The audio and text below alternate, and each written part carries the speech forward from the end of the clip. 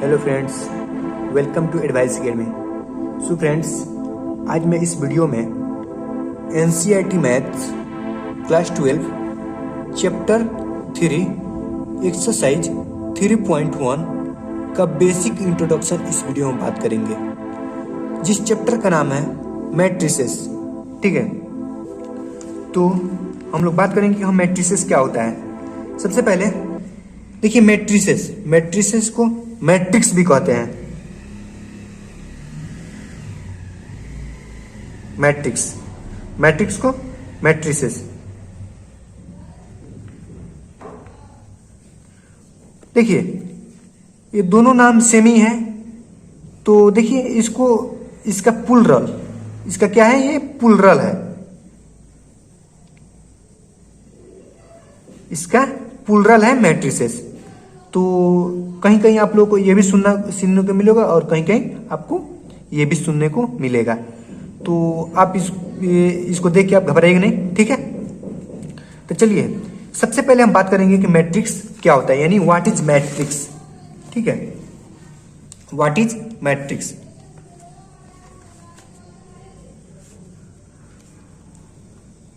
सबसे मेरा फर्स्ट है व्हाट इज मैट्रिक्स।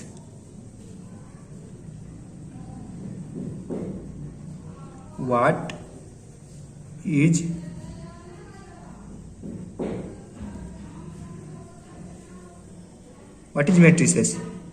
ठीक है, तो हम लोग जानेंगे what is matrices.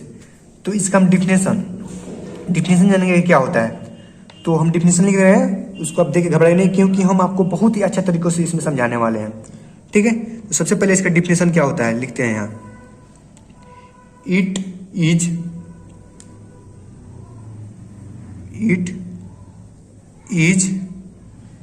A rectangular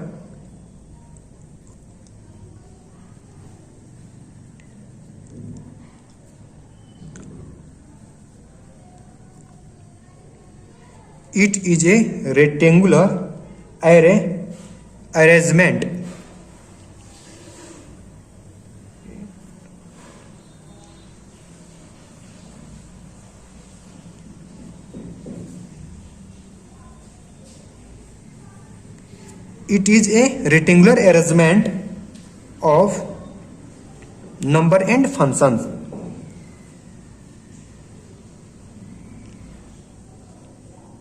Numbers and functions.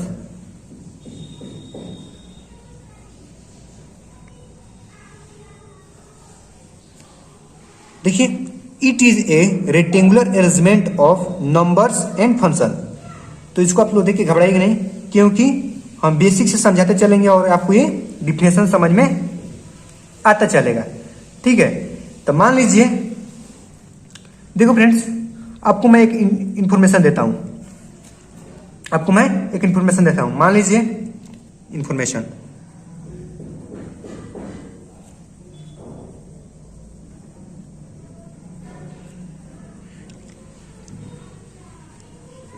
हो गया मेरा। एक इंफॉर्मेशन देता हूं आपको।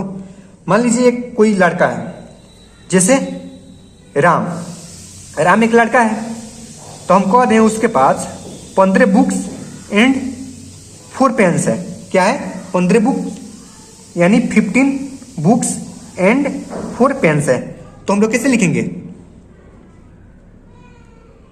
Ram has 15 books. Ram has 15 books and 4 pens. इन्हें लिखेंगे। और मान लीजिए कोई दूसरा लड़का है, श्याम या मोहन मान लीजिए। मोहन सेम वैसे ही लिखेंगे, मोहन हैज। और मान लीजिए मोहन के पास 20 बुक्स है। कितना बुक्स है? 20 बुक्स है। एंड 6 पेन्स मान लीजिए। तो ऐसा ही ना हम लोग लिखेंगे। और फिर एक कोई लड़का है रोहन, रोहन हैज, मान लीजिए उसके पास 25 बुक है, यानी 25 बुक्स एंड 8 पेन्स। ओके, तो हमारा एक इंफॉर्मेशन दिया हुआ है, ठीक है। तो उसके बाद देखिए हम लोग क्या करेंगे। देखिए ऐसे लिख रहे हैं, तो देखिए यहाँ 3 लड़का है, तो हम लोग इतना लिख दिए। मान लीजिए अगर 100 लड़का को लिखना होगा, अगर 150, 200, 300 लड़का को, यानी 300 बॉयज को अगर लिखना होगा, तो ऐसा ही लिखते लिखते लिखते लिखते बहुत जो है ना, बहुत टाइम लग जाएगा और बहुत पेज का वहाँ जरूरत पड़ेगा। तो इसलिए एक हम लोग का मेथड आया, यानी टेबल मेथड, यानी टेबुलर मेथड। क्या आया? टेबुलर मेथड, ठीक है। तो इसको हम लोग जानते हैं टेबुलर मेथड क्या होता है।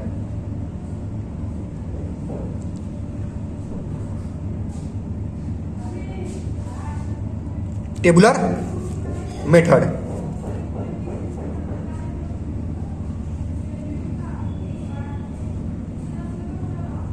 तो हम लोग जानेंगे कि टेबुलर मेथड क्या होता है, ठीक है।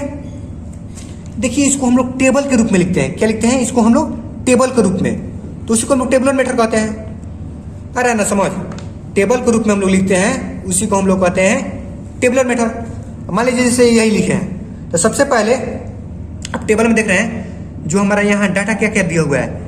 नाम है, सबसे पहले इंफॉर्मेशन मेरा नाम है, उसके बाद बुक्स है, उसके बाद पेन्स है, ठीक है।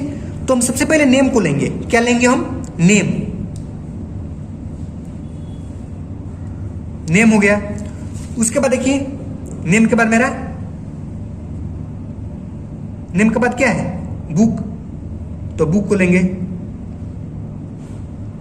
उसके बाद देखिए क्या है मेरा? पेन्स है, तो हम टेबल के रूप में लिखेंगे, ठीक है। सबसे पहले तो नेम हो गया।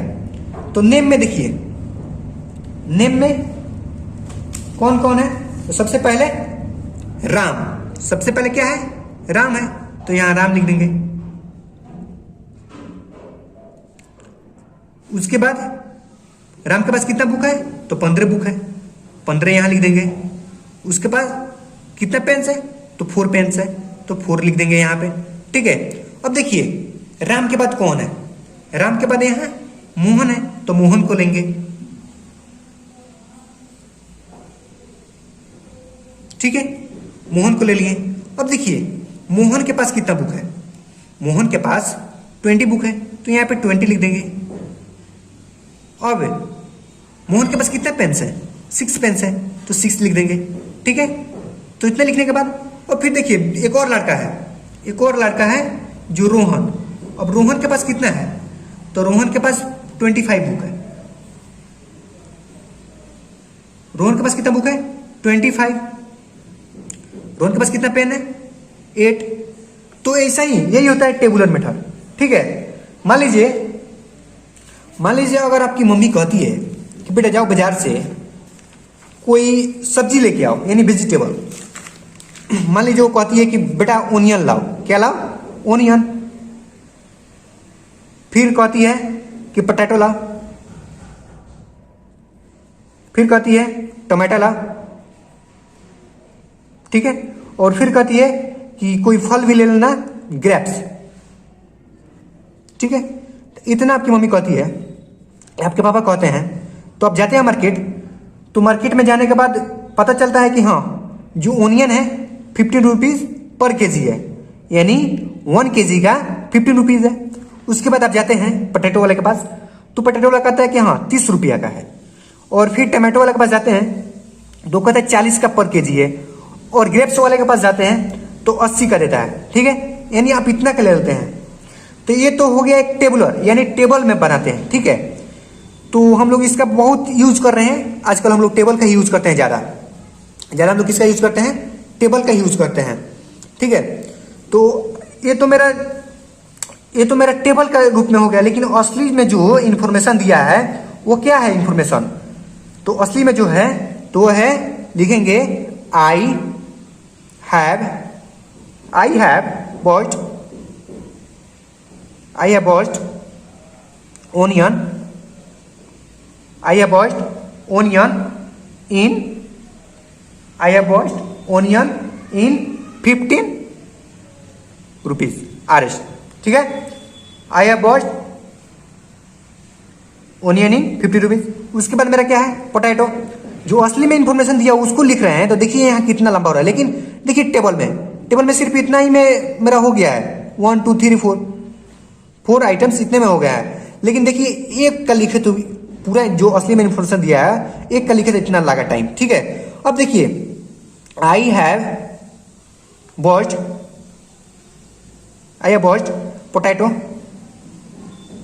पोटैटो इन कितने रुपीज का है, पोटैटो है जो मेरा 30 रुपीज का है। ऐसा ही हम लोग लिखते चलेंगे, ठीक है। अब ग्रेप्स देखिए, लिखेंगे आई हैव बॉस्ट ग्रेप्स कितने का है, 80 का है। देखिए कितना टाइम ले रहा है, ठीक है। तो इसी के देखते हुए हमारा अब आती है हमारी मैट्रिक्स, ठीक है। क्या आती है, मैट्रिक्स।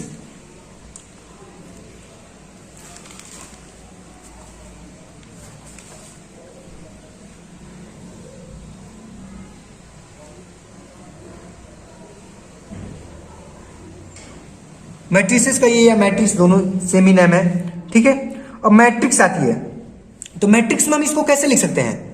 यहां तो हम सबसे पहले टेबल के रूप में लिख के दिखाएं, ठीक है। अब इसी को हम मैट्रिक्स में कहते हैं लिखने के लिए।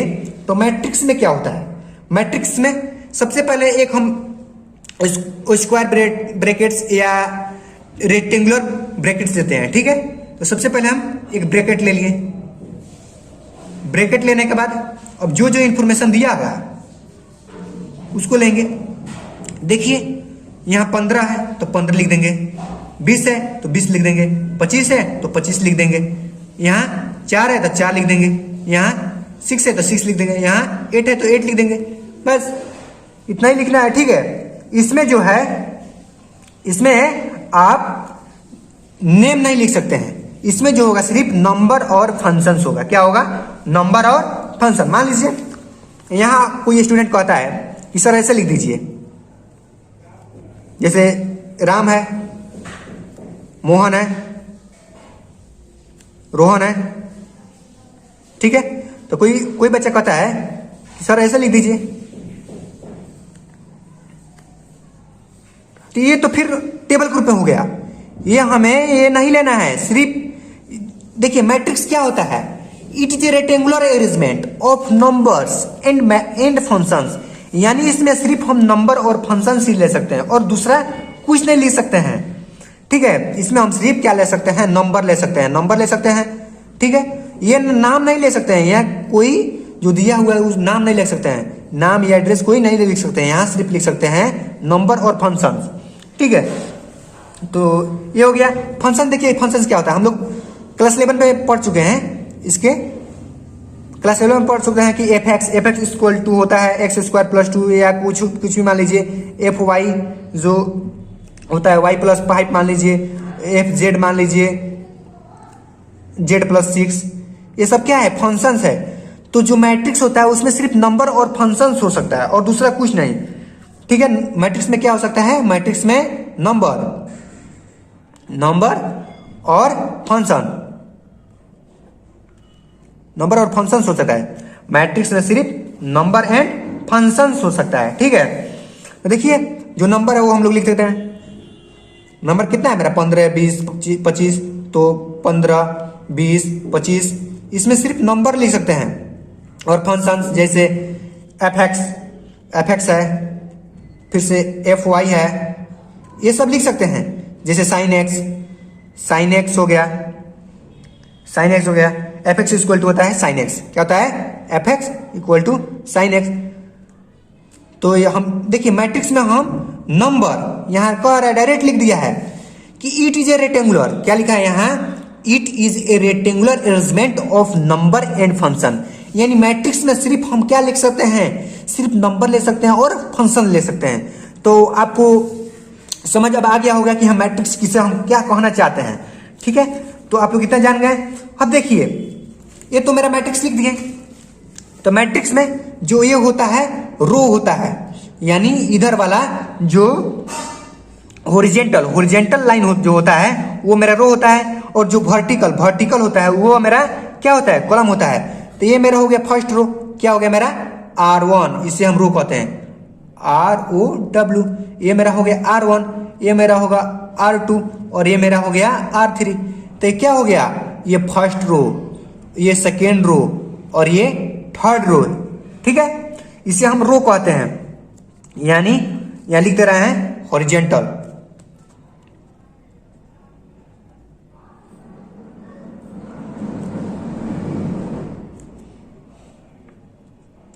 हॉरिजेंटल लाइन को हम लोग क्या कहते हैं, रो कहते हैं। क्या कहते हैं, रोज। ठीक है, बहुत ही रो है इसलिए रोज लिख दिए। देखिए हॉरिजेंटल को हम लोग कहते हैं रोज, और वर्टिकल को क्या कहते हैं,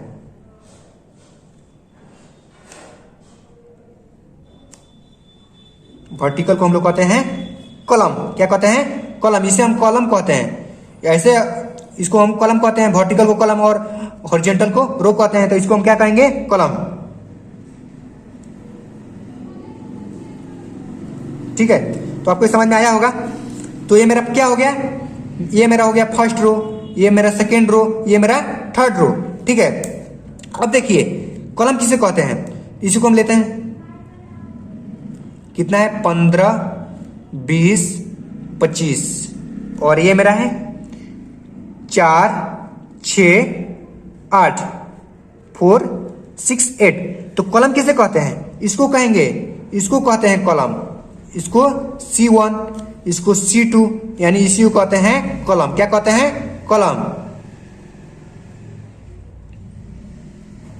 ये आपको समझ में आ गया होगा कि रो किसे कहते हैं, हॉरिजेंटल लाइन को रो कहते हैं, हॉरिजेंटल लाइन को रो कहते हैं, हॉरिजेंटल लाइन को रो, हॉरिजेंटल लाइन को रो, और वर्टिकल लाइन को क्या कहते हैं, कॉलम कहते हैं। हॉरिजेंटल लाइन जो पूरा लेटी होती है, यानी ऐसे रहती है, हॉरिजेंटल लाइन क्या होती है, ऐसे रहती है, इसको हॉरिजेंटल कहते हैं और इसको वर्टिकल कहते हैं। ठीक है, तो आप लोग समझ में आ गया होगा कि रो किसे कहते हैं और कॉलम किसे कहते हैं। ठीक है, तो अब देखिए मैं आप लोगों को एक दो और एग्जाम्पल लेके समझाता हूं कि रो किसे कहते हैं और कॉलम किसे कहते हैं। ठीक है, तो यहीं पे मैं समझाता हूं आपको।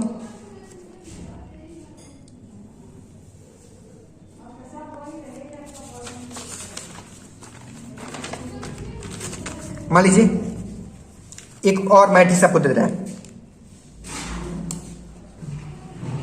एक यहाँ मैट्रिक्स दे रहा है 6, 8, 10, यहाँ हो गया 3, 4, 5, 6, 18, 12। ये मेरा क्या हो गया, एक मैट्रिक्स हो गया। और देखिए मैट्रिक्स को हम लोग क्या करते हैं, मैट्रिक्स को हम लोग कैसे दर्शाते हैं, बड़ा लेटर यानी बिग लेटर, 12 लेटर से, यानी बड़ा लेटर ए हो गया, बी हो गया, सी हो गया। मैट्रिक्स को हम लोग ए से दर्शाते हैं, यानी सूचित करते हैं। ठीक है, तो ये मेरा हो गया मैट्रिक्स। ठीक है, तो ये मेरा क्या हो गया, ये मेरा हो गया R1, ये मेरा हो गया R2, ये मेरा हो गया R3। ठीक है, तो इसी को हम लोग कहते हैं रो। तो इसमें हम आपको पूछेंगे कि रो कितना है। इसमें अगर हम पूछ लें कि रोज कितना है, तो रो कितना है, 1, 2, 3, रो 3 है। और मैं पूछ लूं कि कॉलम कितना है, तो कॉलम भी 1, 2, 3। ठीक है, कॉलम भी 3 है। इसको हम लोग क्या कहते हैं, C1, C2, C3। तो ये मेरा क्या हो गया, C1, C2, C3। तो रोज मेरा हो गया 3 और कॉलम भी 3। समझ में आ रहा होगा आपको। अब देखिए एक और कोई लेते हैं, मान लीजिए 12, 15, 18, 16, और एक कोई है, एक कोई मान लीजिए 3, 4, मान लीजिए 3, 4, 3, 4। ठीक है, तो इसको हम लोग क्या कहेंगे, R1 और R2। आपको ये समझ में आ गया कि इसको रो कहते हैं, जो हॉरिजॉन्टल लाइन होती है उसे रो, और जो वर्टिकल होती है उसे कॉलम कहते हैं। तो ये हो गया C1, C2, C3। तो इसमें बताइए, इसमें रो कितना, कॉलम कितना है, तो इसमें R = 1, 2 है, और कॉलम कितना है, कॉलम से मेरा है कितना, 1, 2, 3। तो रो 2 और कॉलम 3। आपको ये भी समझ में आ गया होगा। अब देखिए हम लोग बेसिक ऑफ मैट्रिक्स पढ़ेंगे। क्या पढ़ेंगे, बेसिक ऑफ मैट्रिक्स, ठीक है, बेसिक ऑफ मैट्रिक्स पढ़ेंगे। तो यहां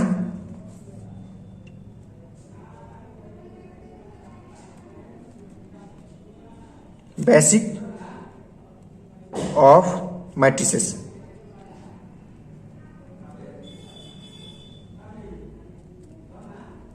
ठीक है, बेसिक ऑफ मैट्रिसेस पढ़ेंगे।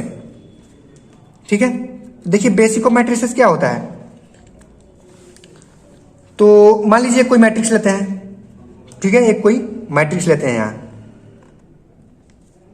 जैसे कोई भी मैट्रिक्स हो जाए, मान लीजिए 6 8 फिर 3 4 फिर मान लीजिए 5 7 5 7, ये कोई मेरा मैट्रिक्स हो गया, ठीक है, ये मेरा कोई मैट्रिक्स हो गया। तो इसे हम क्या कहेंगे, R1, इसे हम क्या कहेंगे R2, ठीक है, और इसे C1 C2 C3, ठीक है, इसे कॉलम कहते हैं, इसे हम रो कहते हैं, इसे हम रो कहते हैं, और जो ऐसे रहती है इसे हम क्या कहते हैं, कॉलम कहते हैं। तो आप लोग को ये समझ में आ गया होगा। तो मैं पूछ लूं इसमें कि रोज कितना है और कॉलम कितना है, तो बताइए। इसमें मैं पूछ लूं कि रो कितना है, रोज मेरा है 1 2 R1 R2, यानी रोज मेरा 2 है, और कॉलम कितना है, कॉलम्स कितना है मेरा, कॉलम्स 1 2 1 2 3, तो मेरा कॉलम्स कितना हो गया, 3 हो गया। तो रोज और कॉलम्स हो गया, ठीक है। अब देखिए हम लोग क्या जानेंगे, अब हम लोग जानेंगे कि जो ये सब दी हुई है इसे हम क्या कहते हैं, ठीक है। तो मान लीजिए यही मैट्रिक्स को हम लेते हैं, ये कोई मैट्रिक्स हो गया, ठीक है, ये कोई मैट्रिक्स हो गया, कितना कितना 6 8 3 4 5 7, ये क्या हो गया, मेरा कोई मैट्रिक्स हो गया। तो इससे हम क्या कहेंगे, इसे एलिमेंट कहते हैं। क्या कहते हैं, एलिमेंट। क्या कहते हैं हम, एलिमेंट कहते हैं, ठीक है, इसे हम कहते हैं element.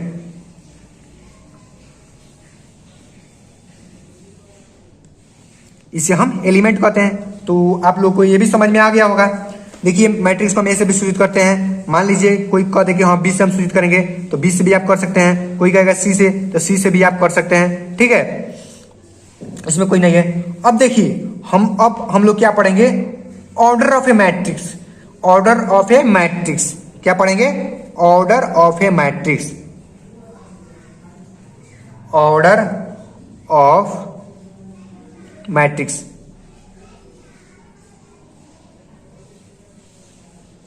Order of A matrices, ठीक है, ऑर्डर ऑफ ए मैट्रिक्सेस पढ़ेंगे आप, या ऑर्डर ऑफ ए मैट्रिक्स। तो ये क्या होता है, ऑर्डर ऑफ ए मैट्रिक्स होता है number of rose into number of columns, ठीक है। क्या होता है ऑर्डर ऑफ ए मैट्रिक्स, होता है नंबर ऑफ रोज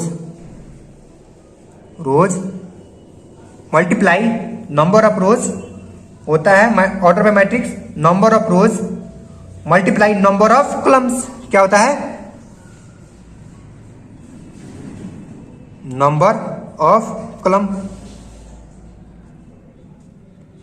आपको ये समझ में आ गया होगा, ठीक है। मान लीजिए कोई एक मैट्रिक्स लेते हैं, मान लीजिए ये मैट्रिक्स लेते हैं 6 8 3 4 5 7, ये मेरा मैट्रिक्स हो गया, ठीक है। तो ये देखेंगे कि कितने के ऑर्डर में है।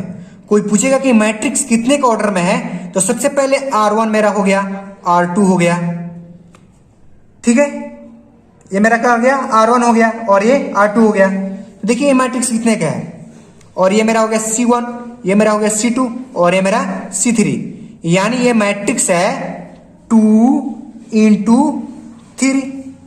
इसको हम क्या कहते हैं, इसको हम कहते हैं रोज। क्या कहते हैं, रोज कहते हैं। और इससे हम कहते हैं कॉलम। क्या कहते हैं, इसे हम कहते हैं रोज, और इसे हम कहते हैं कॉलम। तो ये मैट्रिक्स कोई पूछेगा कि ये मैट्रिक्स कितने का ऑर्डर में है, तो आप कहिएगा 2x3 का ऑर्डर में, या 2/3 का ऑर्डर में है। ये मैट्रिक्स है जो है 2/3 का ऑर्डर में है। तो इसमें बताइए नंबर ऑफ रोज और नंबर ऑफ कॉलम। कोई पूछ देगा कि नंबर ऑफ रोज इसमें कितना है और नंबर ऑफ कॉलम कितना है, तो नंबर ऑफ रोज।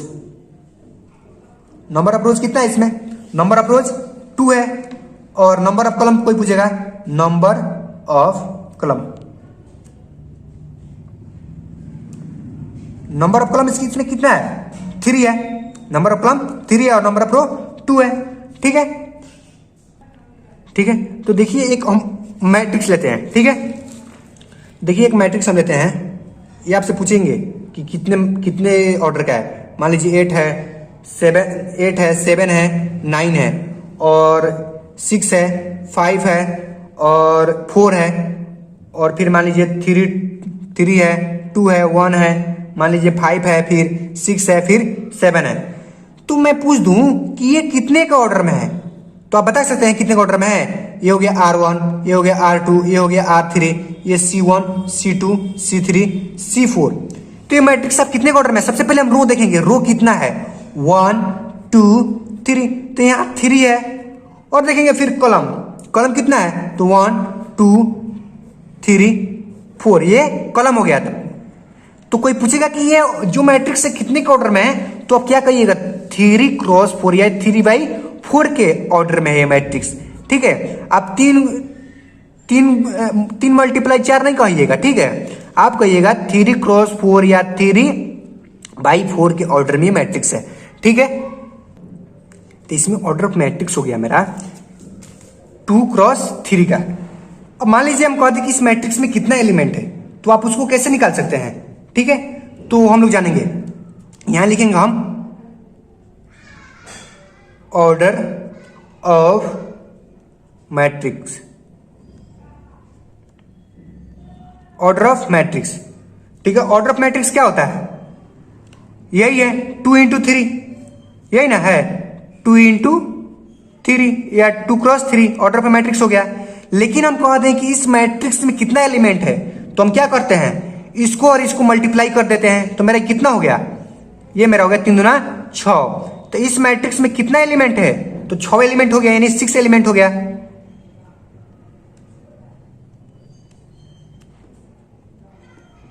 ठीक है, तो इस मैट्रिक्स में कोई पूछेगा कि ये मैट्रिक्स कितने के ऑर्डर में है, तो आप क्या कहिएगा? 2 क्रॉस 3 के ऑर्डर में है। और कोई पूछेगा इसमें कितने रो हैं, तो इसमें कहिएगा 1 2 रो है। और कोई पूछेगा इसमें कितने कॉलम है, तो 1 कॉलम 2 कॉलम 3 कॉलम, तो 3 कॉलम हो गया। और कोई इसमें पूछेगा कि कितने एलिमेंट हैं, तो क्या कीजिएगा?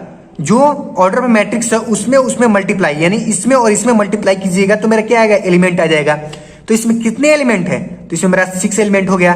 2 इंटू 3 यानी 2 मल्टीप्लाई 3 को हम करेंगे तो मेरा ये 6 एलिमेंट हो जाएगा। ठीक है, अब देखिए मान लीजिए अब इस वाला मैट्रिक्स में हम कह दें कि कितने एलिमेंट है, तो इसमें 3 रोज है और 4 कॉलम्स है। तो इसमें कितने एलिमेंट हो जाएंगे? मेरा ये 3 में 4 से मल्टीप्लाई करेंगे तो 3 4 12। तो इसमें कितने हैं? 12 है। आप काउंट करके देख सकते हो 1 2 3 4 5 6 7 8 9 10 11 12। तो इसमें क्या करेंगे? रोज और कॉलम्स में हम मल्टीप्लाई कर देंगे तो मेरा क्या निकल जाएगा? मेरा निकल जाएगा एलिमेंट निकल जाएगा। ठीक है, तो चलिए इस मैट्रिक्स में हम लोग देखते हैं। देखिए इसमें 12 एलिमेंट हो गया। तो देखिए सबसे पहले हम लोग देखते हैं कि नंबर ऑफ एलिमेंट्स क्या होता है, उसका हम फॉर्मूला लिख दे रहे हैं। आप लोग यहां लिख लीजिए। कोई कह देगा कि नंबर ऑफ एलिमेंट्स क्या होता है?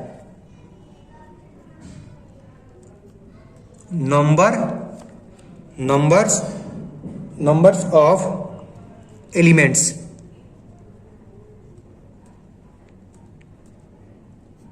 कोई पूछेगा कि नंबर ऑफ एलिमेंट्स क्या होता है, तो आप लोग क्या कहिएगा? आप लोग क्या कहिएगा कि रोज और कॉलम्स का मल्टीप्लाई करेंगे तो मेरा क्या आएगा? नंबर ऑफ एलिमेंट्स आएगा। तो देखिए वही लिख देंगे मल्टीप्लाई ऑफ, यहां लिखेंगे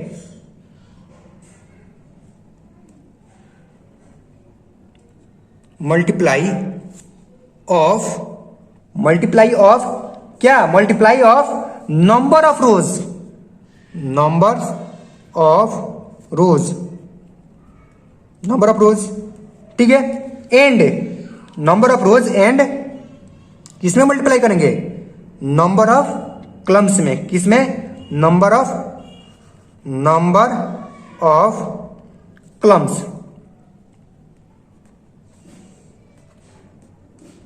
आपको ये समझ में आया होगा कि नंबर ऑफ एलिमेंट्स क्या होता है। नंबर ऑफ एलिमेंट्स यानी क्या होता है, तो number of rows into number of columns, यानी 3 में 4 से करेंगे तो 12 हो जाएगा। मान लीजिए तो नंबर ऑफ रोज को हम m मान लेते हैं, नंबर ऑफ रोज को हम क्या मानते हैं, m मानते हैं, और नंबर ऑफ कॉलम्स को हम n मान लेते हैं। तो मान लीजिए इसमें इस वाला में कितना है, इस वाला में 2 और 3 है, 2 रोज और 3 कॉलम्स है। तो यहां क्या करेंगे, 2 इंटू 3, तो मेरा कितना हो जाएगा, 6 एलिमेंट। क्या होगा, 6 एलिमेंट, 6 एलिमेंट्स जाएगा। ठीक है, तो आप लोग ये समझ में आ गया होगा कि नंबर ऑफ एलिमेंट्स क्या होता है। देखिए हम लोग नंबर ऑफ एलिमेंट्स पढ़ लिए, अब उसके बाद क्या पढ़ेंगे, उसके बाद हम पढ़ेंगे एड्रेस ऑफ एलिमेंट्स, यानी जो एलिमेंट्स हैं, जो ये एलिमेंट्स हैं, इनका क्या एड्रेस है, इस एलिमेंट्स का क्या एड्रेस, अब यही पढ़ेंगे। ठीक है, अब यहां पढ़ेंगे हम लोग पढ़ेंगे address of elements, address of elements.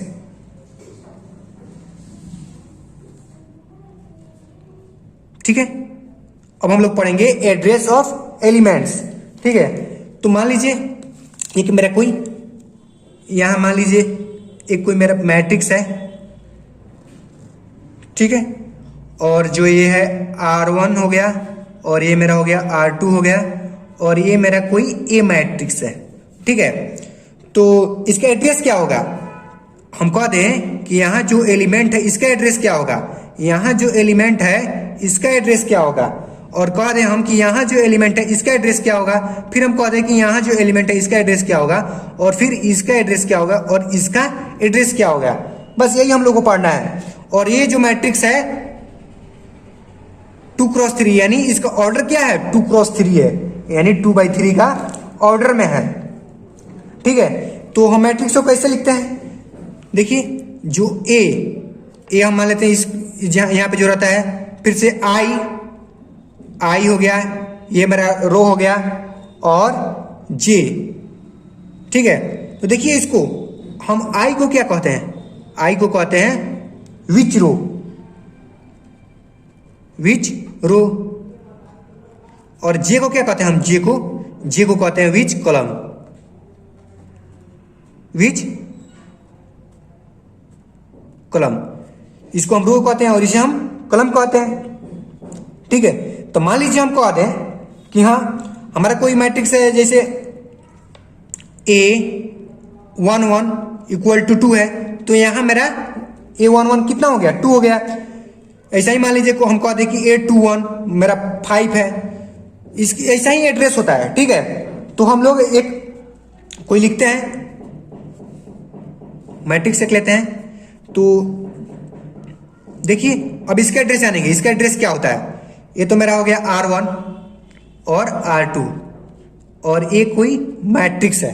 ठीक है, तो देखिए इसका एड्रेस क्या होता है, A1 1 रो 1 कॉलम्स में, यानी जो वो ये है फर्स्ट रो और फर्स्ट कॉलम में है। ठीक है, और जो ये है फर्स्ट रो और सेकेंड कॉलम में है, और जो ये है फर्स्ट रो और थर्ड कॉलम में है। और देखिए मेरा ये जो है मेरा,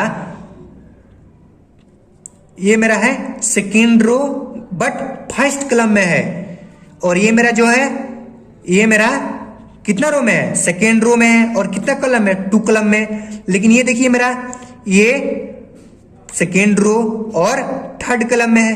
बस ऐसे ही हम लोग का ये क्या हो गया, ये एड्रेस हो गया। ठीक है, तो ऐसे हम लोग जानते हैं। एक मान लीजिए मेरा 4/5 का मैट्रिक्स है, कितना है, 4/5 का मैट्रिक्स एक हम लेते हैं।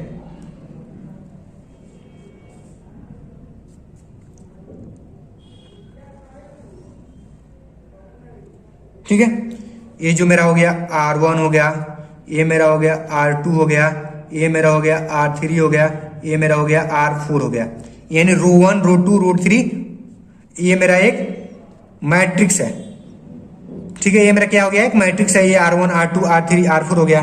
ठीक है, अब देखिए क्या है, तो हम इसका एड्रेस जानेंगे, इसका हम क्या जानेंगे, एड्रेस जानेंगे। तो एड्रेस ये क्या होता है, A11 और ये मेरा हो गया, ये जो मैट्रिक्स है कितने का ऑर्डर में है, तो 4x5 यानी 4x5 के ऑर्डर में है, ठीक है। और ये मेरा हो गया A12, ये हो गया A13, ये हो गया A14 और A15। तो ये कॉलम 1 हो गया, ये कॉलम 2 हो गया, ये कॉलम 3 हो गया, एक कॉलम 4 हो गया, एक कॉलम 5 हो गया। आप लोगों को तो इतना समझ में आया होगा। फिर से ये क्या होता है, ये जो होता है देखिए ए, और ये कौन रो में है, सेकेंड रो में, बट फर्स्ट कॉलम में है। और फिर देखिए ये जो है सेकेंड रो सेकेंड कॉलम, और जो ये है सेकेंड रो थर्ड कॉलम, और जो ये है सेकेंड रो फोर्थ कॉलम, और जो ये है सेकेंड रो फिफ्थ कॉलम। बस ऐसे ही लिख देंगे। और फिर इसके देखिए अब मेरा आ गया third row first column, third row second column, third row third column, third row fourth column, third row fifth column, ठीक है। और मान लीजिए यहाँ मेरा ये fourth row first column, fourth row second column, fourth row third column, fourth row fifth column, और ये मेरा हो गया फोर्थ रो फिफ्थ कॉलम, ये मेरा हो गया फोर्थ रो फोर्थ कॉलम। तो आपको एड्रेस समझ में आ गया होगा कि इसका एड्रेस क्या है। मान लीजिए एक और कोई मैट्रिक्स लेते हैं,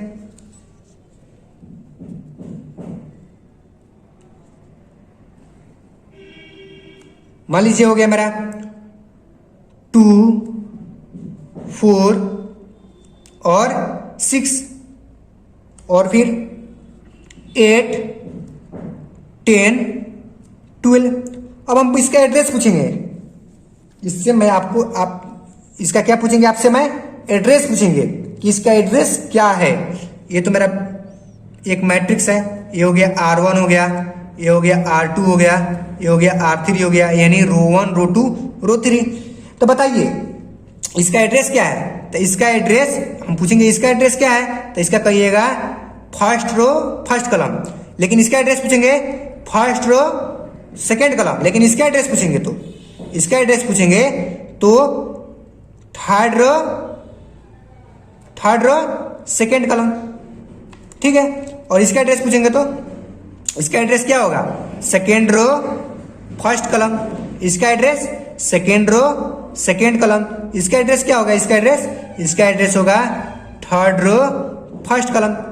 तो आप लोगों को इतना तो समझ में आ गया होगा कि इसे हम कहते हैं रो और इसे कहते हैं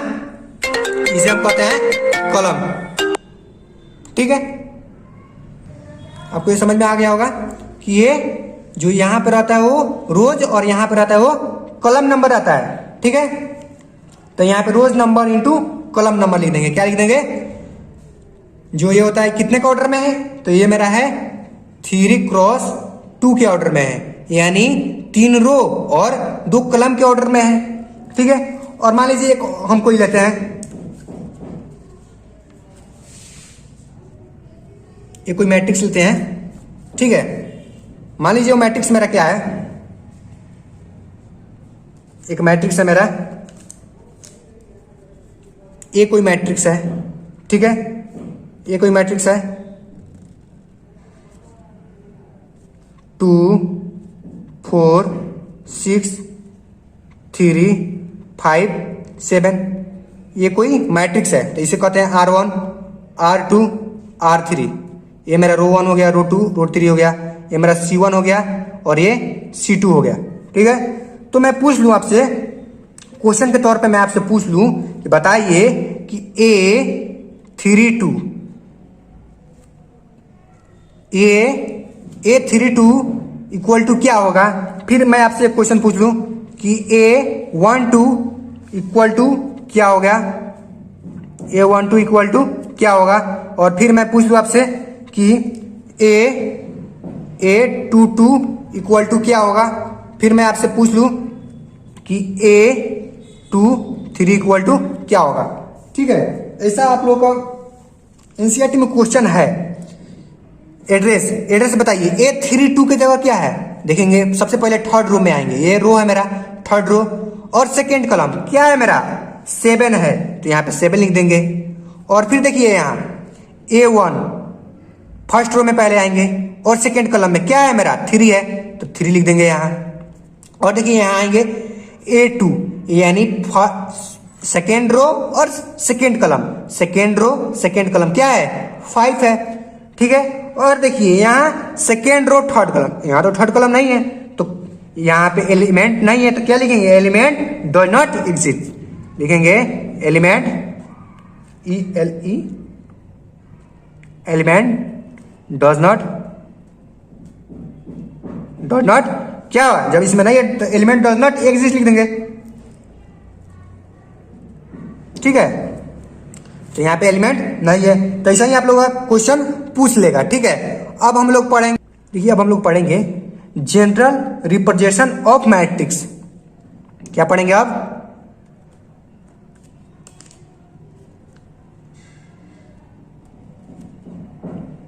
जनरल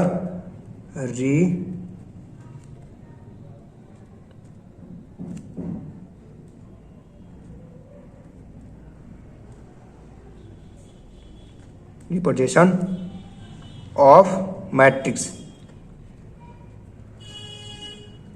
क्या पढ़ेंगे आप, जनरल रिप्रेजेंटेशन ऑफ मैट्रिक्स, ठीक है। तो मान लीजिए लेट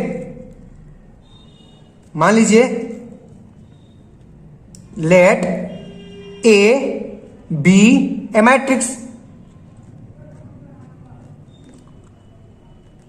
ठीक है। Let A be a matrix with m क्या होता है, m rows and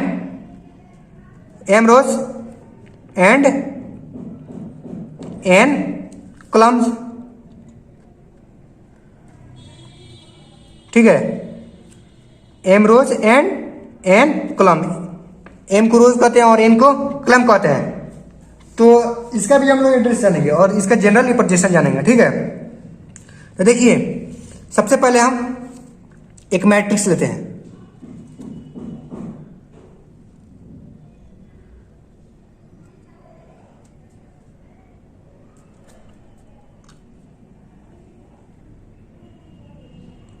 general representation matrix क्या है। तो सबसे पहले ये मेरा हो गया R1, इसको रो मान लिए, तो इसका एड्रेस क्या होगा, इसका एड्रेस जो होगा A1 होगा, A11, इसका होगा A12, इसका होगा A13, इसका होगा A14, ऐसा ही बढ़ते चला जाएगा। और जो लास्ट में होगा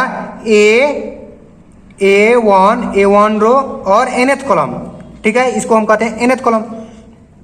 और देखिए R2, यहाँ सबसे पहले A कोई मैट्रिक्स है, और फिर मान लीजिए R2 मेरा जो हो गया A21, A22, A23, A24, ऐसा ही A2 nth कॉलम, ठीक है। ये मेरा हो गया nth कॉलम। और देखिए ऐसा ही हम लोग मानते चले जाएंगे, और जो लास्ट में होता है क्या होता है m रोज 1 यानी फर्स्ट कॉलम में है, m रोज फर्स्ट कॉलम, फिर m रोज सेकेंड कॉलम, ये सेकेंड कॉलम में आ गया, फिर m रोज थर्ड कॉलम, फिर m रोज फोर्थ कॉलम। ऐसा ही जब लास्ट में जाएंगे तो एक क्या आएगा m रोज mth रोज और nth कॉलम, ऐसा ही ना होगा। देखिए मैट्रिक्स को आप जनरली आप स्क्वायर ब्रैकेट्स या रेक्टेंगुलर ब्रैकेट्स में आप कर सकते हैं, ठीक है। लेकिन मैट्रिक्स को क्या करते हैं with in A square brackets,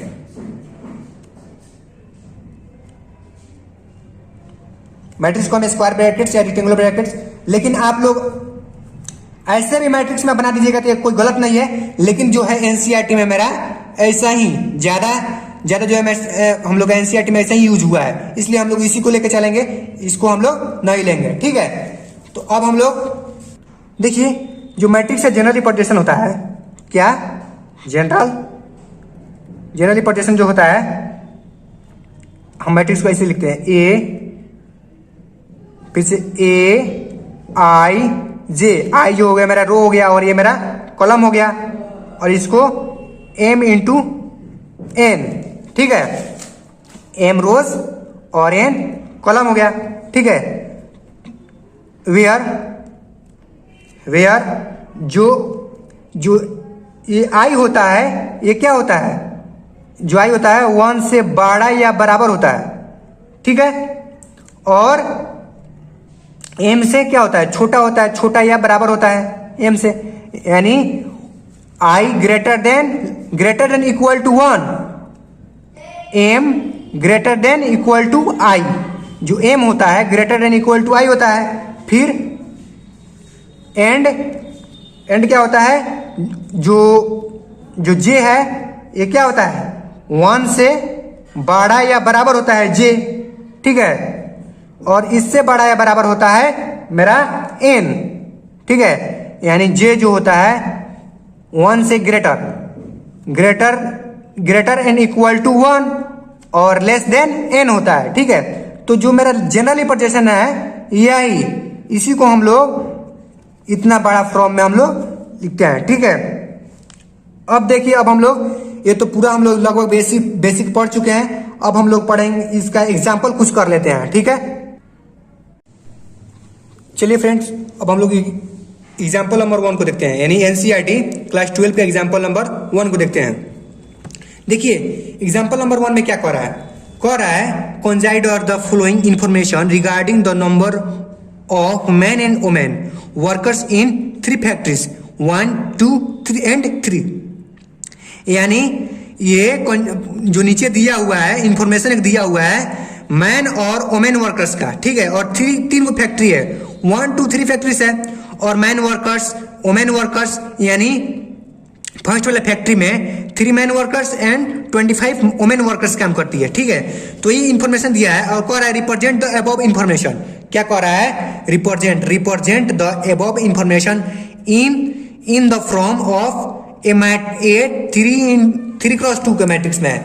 जो इंफॉर्मेशन दिया हुआ है ये 3x2 का मैट्रिक्स है, ठीक है। अब कह रहा है what does the entry in the third rows and second column present, यानी थर्ड रोज और सेकेंड कॉलम में कौन सा रिप्रेजेंट है, ठीक है। तो इसको हम लोग करते हैं। देखिए सबसे पहले हम लोग क्या करेंगे, एक रो एक बनाएंगे, एक मैट्रिक्स बनाएंगे। ये एग्जांपल नंबर 1 हो गया मेरा, ठीक है। एक मैट्रिक्स बनाएंगे,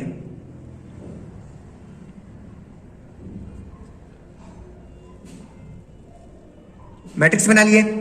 और देखिए मैट्रिक्स बनाने के बाद इसमें देख रहे हैं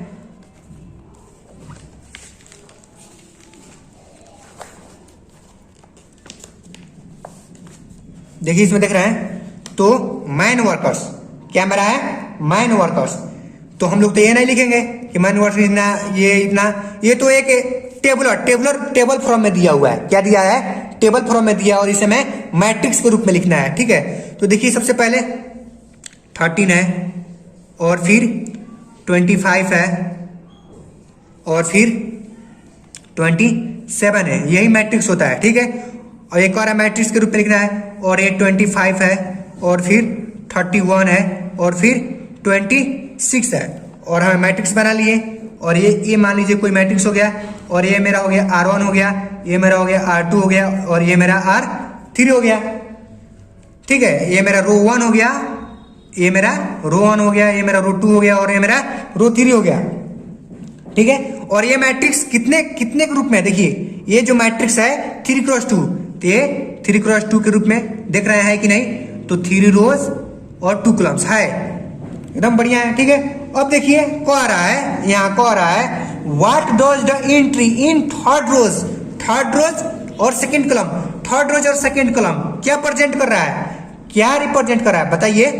तो लिखेंगे A32 इक्वल टू क्या है, A32 इक्वल टू मेरा क्या है 26 है, क्या है मेरा 26, तो 26 लिख देंगे, ठीक है। अब उसके बाद देखिए, उसके बाद मेरा क्या है तो यहाँ देख रहे हैं ये तो 832 मेरा 26 हो गया।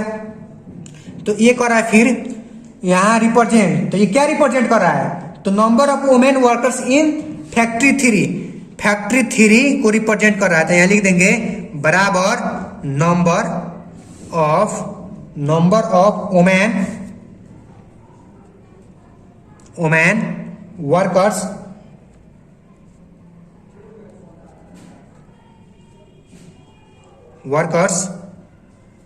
इन फैक्ट्री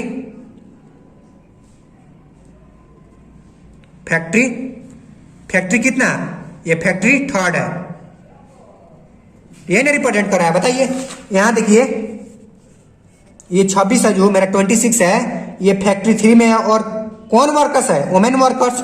तो ये मेरा क्या रिप्रेजेंट कर रहा है, 832 यहां कह रहा है कि यहां थर्ड रोज सेकेंड कॉलम रिप्रेजेंट, तो क्या रिप्रेजेंट कर रहा है, रिप्रेजेंट कर रहा है कि जो 26 है नंबर ऑफ वुमेन्स, यानी number of womens workers in factory 3, यानी फैक्ट्री 3 का ये वुमेन वर्कर्स है।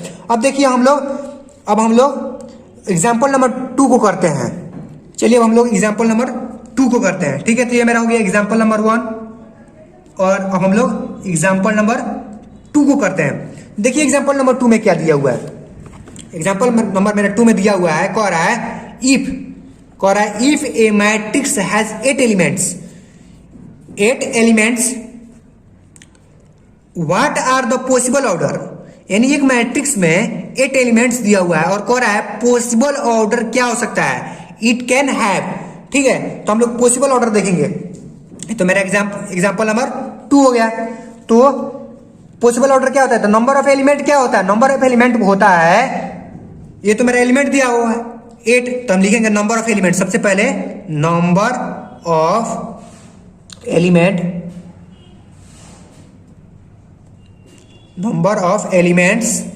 इक्वल टू क्या आता है, नंबर ऑफ रोज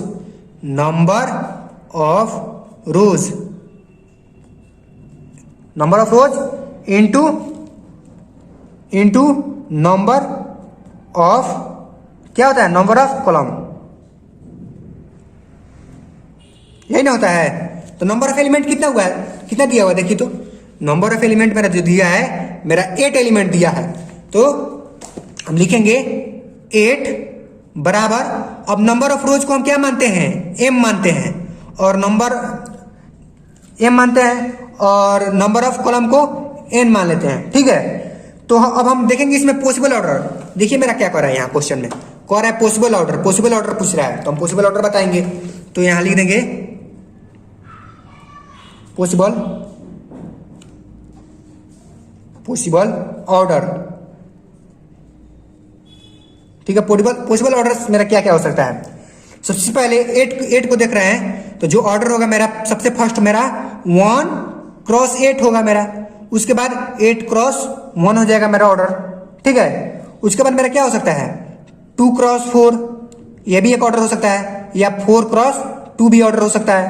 ठीक है, इतना ही ऑर्डर हो सकता है। मान लीजिए हमको आपको दे दें कोई क्वेश्चन अपने तरफ से दे दें कि 12, तो 12 को हम क्या लिख सकते हैं m n to n। तो इसका पॉसिबल ऑर्डर क्या क्या हो सकता है, तो इसको लिख देंगे पॉसिबल ऑर्डर। यहां पॉसिबल ऑर्डर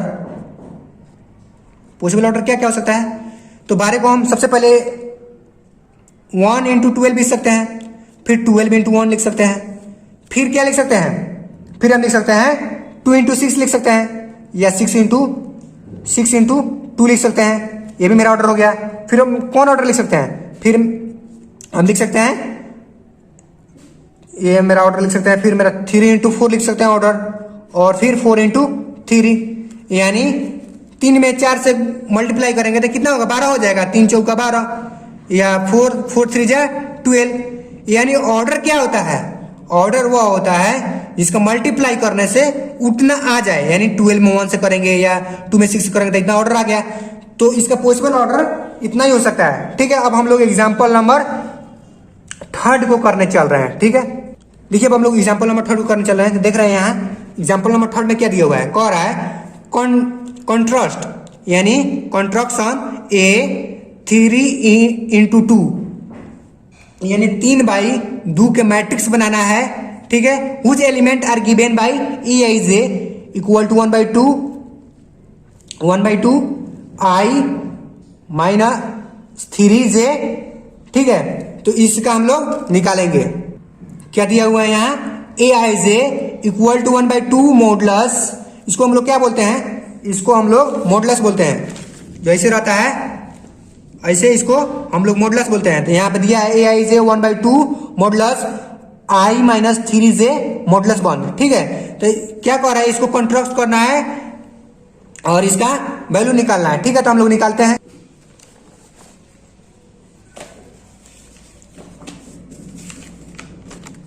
और देखिए ये मेरा हो गया एग्जाम्पल नंबर 3। तो यहाँ एग्जाम्पल नंबर 3 लिखेंगे।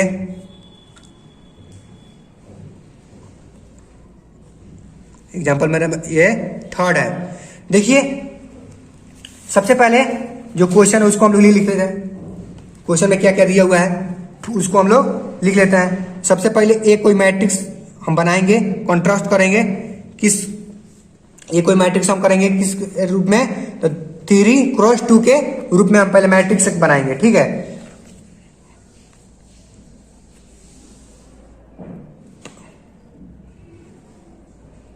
तो ये मेरा हो गया R1 मान लिए। तो ये क्या होगा, A11 होगा, A12 आपको एड्रेस बता चुके हैं, और ये मेरा हो जाएगा R2, ठीक है। तो A21 होगा, A22 हो जाएगा, ये हम मान लेंगे R3। तो A31 होगा और A32। ये किस ऑर्डर में है, 3x2 के ऑर्डर में है। 3x2 यहाँ दिया हुआ है क्वेश्चन में कॉन्ट्रास्ट। यहाँ क्वेश्चन में क्या दिया हुआ है, क्वेश्चन में दिया हुआ है कॉन्ट्रास्ट 3x2। इसी का ऑर्डर में हम लोग लिख लिए। यहाँ ऑर्डर हम लिख चुके हैं और इसको हम लोग करेंगे और फिर मैट्रिक्स बनाएंगे और उसका वैल्यू निकालना है। क्या करना है, वैल्यू निकालना है। और क्या दिया हुआ है, एक और इंफॉर्मेशन मेरा दिया हुआ है यहाँ दिया हुआ है, क्या दिया है, AIJ, यहाँ दिया है AIJ इक्वल टू 1/2, वो लिख ले रहा है। सबसे पहले मेरा दिया हुआ है AIJ। देखिए एक जो मेरा इंफॉर्मेशन दिया हुआ है कि यहाँ AIJ जो है ये 1/2 equal to modulus I minus 3J फिर मॉडुलस 1। अब देखिए इसी का हम लोग वैल्यू निकालना है, ठीक है। तो हम लोग निकाल रहे हैं। तो देखिए यहाँ सबसे पहले हम लेते हैं A11। क्या लेते हैं, A11, यानी I के जगह 1 और J के जगह भी 1। तो यहाँ 1/2 लिख देंगे इक्वल टू मॉडुलस I के जगह कितना लेना है, तो 1 लेना है, 1 ले लिए, माइनस 3 J के जगह कितना लेना है, तो 1 लेना है, फिर मॉडुलस 1। तो फिर इसको करेंगे तो यहाँ होगा 1/2 इक्वल टू 1, ये मेरा जो होगा माइनस 3 मॉडुलस 1। तो ये मेरा कितना हो जाएगा, फिर मेरा हो जाएगा ये 1/2 मॉडुलस। अब देखिए 3 में से 1 में से माइनस 3 जाएगा तो कितना होगा, -2।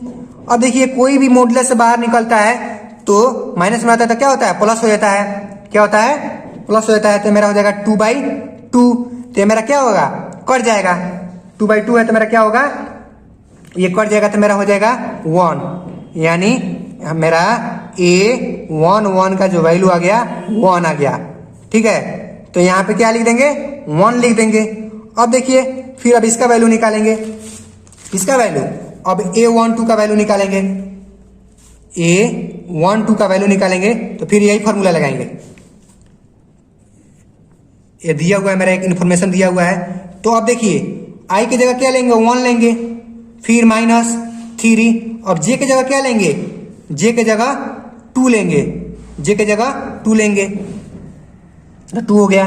अब देखिए मॉडुलस 1/2 हो जाएगा इक्वल टू फिर 1। अब देखिए -3 में 2 से मल्टीप्लाई करेंगे तो 6 होगा मॉडुलस 1। तो 1/2 होगा। फिर ये बराबर नहीं है, 1/2 ऐसे ही है, ठीक है, 1/2 होगा। अब देखिए ये सिक्स में से 1 माइनस होगा कितना होगा, तो -5 होगा, ठीक है। तो अब देखिए ये मॉडुलस से बाहर निकलेगा तो 5/2 सिर्फ 5/2 हो जाएगा। तो मेरा A12 का वैल्यू कितना आ गया, 5/2। तो A12 तो मेरा हो जाएगा 5/2 हो जाएगा, ठीक है। अब हम लोग A21 का वैल्यू निकालेंगे, A21 का वैल्यू। तो A21 का वैल्यू क्या होगा, A21 का जो वैल्यू होगा ये मेरा हो जाएगा कितना है, A21 का सबसे पहले 1/2 होगा। फिर I की जगह कितना लेंगे, अब I की जगह 2 लेंगे, -3। अब J की जगह कितना लेंगे, तो 1 लेंगे। फिर मॉडुलस 1, अब 1/2। अब देखिए 2, अब देखिए इसमें क्या होगा, माइनस होगा, सबसे पहले मल्टीप्लाई कर देंगे तो -3। अब देखिए -3 में से +2 जाएगा तो कितना होगा, तो 1/2 -1 हो जाएगा। तो ये मॉडुलस से बाहर निकलेगा तो सिर्फ क्या होगा, 1/2 हो जाएगा। क्या होगा, 1/2 होगा।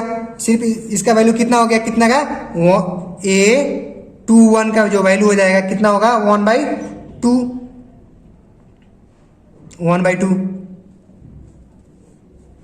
तो यहाँ क्या लिख देंगे, 1/2। अब हम क्या किसका वैल्यू निकालेंगे, A22 का, A22 का वैल्यू कितना होगा, A22 का वैल्यू मेरा हो जाएगा, सबसे वही फॉर्मूला लगाएंगे फिर जो दिया इन्फॉर्मेशन। I के जगह 2 लेंगे, फिर 3, J के जगह भी 2 लेंगे, फिर 1 मॉडुलस, फिर 1/2, ये 2 हो जाएगा, ये 6 हो जाएगा, फिर 1/2। अब ये हो जाएगा -4, फिर ये -4 है मॉडुलस में, मॉडुलस बाहर निकलेगा इसलिए 4/2 होगा। तो एक और जाएगा तो कितना होगा, 2 होगा। तो कितना हो गया वैल्यू इसका, कितना का, A22 का। तो मेरा A22 का जो वैल्यू हो गया, क्या हो गया, A22 का वैल्यू 2 हो गया। A22 का वैल्यू मेरा 2 हो गया। अब देखिए हम लोग क्या करेंगे, अब हम लोग A31 का वैल्यू निकालेंगे। क्या करेंगे, A31, तो फिर वही 1/2। अब देखिए A की जगह 3 लेंगे और I की जगह 3 लेंगे और J की जगह 1 लेंगे। तो 3 में 1 से होगा तो 3 हो जाएगा। अब ये बाहर निकलेगा तो 0/2। तो मेरा क्या होगा, 0/2 मेरा 0। तो अब मेरा A31 का जो वैल्यू आ गया, ये 0 आ गया। क्या आ गया, 0। सबसे पहले A22 का वैल्यू मेरा कितना आया, 2, तो यहाँ 2 लिख देंगे। फिर A31 का वैल्यू आ गया 0, ठीक है। अब देखिए A32 का वैल्यू निकालेंगे। क्या करेंगे, A32 का वैल्यू निकालेंगे यहाँ पे। तो कितना हो जाएगा, A32 का वैल्यू कितना होगा, वही जो दिया हुआ इन्फॉर्मेशन वही करेंगे। 1/2 ये यहाँ भी हम गलत लिख दिए हैं, बराबर, ये बराबर नहीं होगा, सिर्फ 1/2 होगा। 1/2 मॉडुलस I कितना है, I यहाँ पे अब 3 है और J कितना है, तो 3 - 2 होगा J, और मॉडुलस 1, फिर 1/2। और देखिए ये 3 हो गया। अब 3 में 2 से मल्टीप्लाई होगा 6 होगा, और फिर यहाँ 1/2 हो गया। और बताइए 6 में से 3 जाएगा तो माइनस में, 3 में से 6 नहीं जाएगा तो 6 में से 3 जाएगा तो माइनस में होगा, तो -3 होगा। मॉडुलस बाहर निकलेगा तो 3/2। क्या हो गया, 3/2। तो A32 का वैल्यू मेरा कितना होगा, A32 का जो वैल्यू हो गया मेरा 3/2। तो ऐसा ही आप लोग निकाल सकते हैं, ठीक है। कितना हो गया मेरा वैल्यू, 3/2। तो आशा करते हैं कि आप लोगों को ये सब समझ में आया होगा, ठीक है। और आप लोग क्या कीजिए, अपने से नोट्स बनाइए। सबसे बेस्ट नोट्स तो वही होता है जो स्टूडेंट अपने से बनाता है, ठीक है। तो आप कलम और अपना बुक या कॉपी लेकर अपना बैठ जाइए और अपना नोट्स बनाते चलिए, और वीडियो को पॉज कर करके आप लिखते चलिए, ठीक है। आशा करते हैं कि आपको ये समझ में आया होगा। तो A11 का 1 हो गया, A12 का 5/2 हो गया। ये सब का वैल्यू आप निकाल के और यहाँ पे लिखना है। और यही मेरा ऑर्डर अब कितना हो गया, 3x2 का ना, यही ना ऑर्डर हो गया। तो आप लोग ये समझ में आ गया होगा। देखिए फ्रेंड्स, हम लोग एग्जाम्पल नंबर 3 तक कर चुके हैं। ठीक है, अब इसके बाद हम लोग पढ़ेंगे टाइप्स ऑफ मैट्रिक्स। ठीक है, चलिए अब हम लोग टाइप्स ऑफ मैट्रिक्स पढ़ते हैं।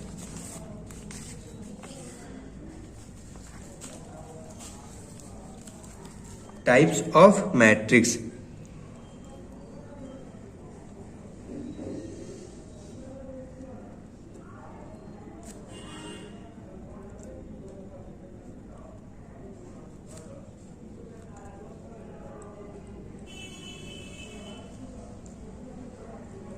मैट्रिक्स का ये है, मैट्रिसेस का ये है।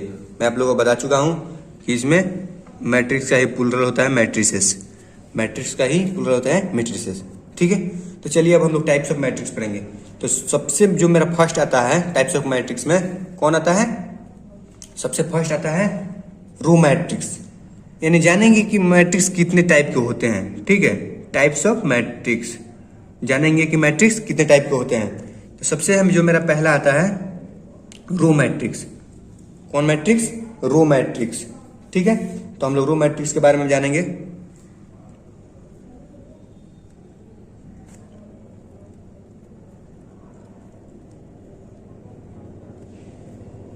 Row matrix. तो रो मैट्रिक्स क्या होता है? जिसमें वन रो होता है। रो मैट्रिक्स वो होता है जिसमें वन रो होता है, वन रो, उसी को रो मैट्रिक्स कहते हैं। जैसे एग्जांपल में हमको बता दें,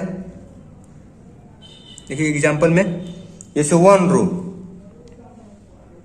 ये कोई मैट्रिक्स हो गया 1 2 3, जिसमें वन रो हो यानी 1 into 3 के रूप में हो। ठीक है, 1 क्रॉस 3 के रूप में हो, उसी को हम लोग रो मैट्रिक्स कहते हैं। जैसे एक दो और एग्जांपल देख रहे हैं। जैसे मान लीजिए एक कोई मैट्रिक्स है और जैसे सिर्फ 1 हो, 1 हो तो इसका भी क्या होगा ऑर्डर? इसका ऑर्डर होगा 1 क्रॉस 1 के। तो 1 यहाँ पे भी आ गया, यानी जिसका रो 1 हो, सिर्फ 1 रो हो, 1 रो, उसी को हम लोग रो मैट्रिक्स कहते हैं। जैसे एक और एग्जांपल हम लोग ले रहे हैं। देखिए और एग्जांपल ले रहे हैं, जैसे मान लीजिए कोई मैट्रिक्स है 3 5 7 9। इसमें बताइए इसमें कितने रो हैं? तो 1 रो। कितने कॉलम है? तो कॉलम हो गया मेरा 4। तो ये भी क्या हो गया? ये भी रो मैट्रिक्स, यानी जिसका रो 1 हो, रो 1 हो, उसी को हम लोग रो मैट्रिक्स कहते हैं। ठीक है, अब इसका देखिए जनरल रिप्रेजेंटेशन क्या होगा।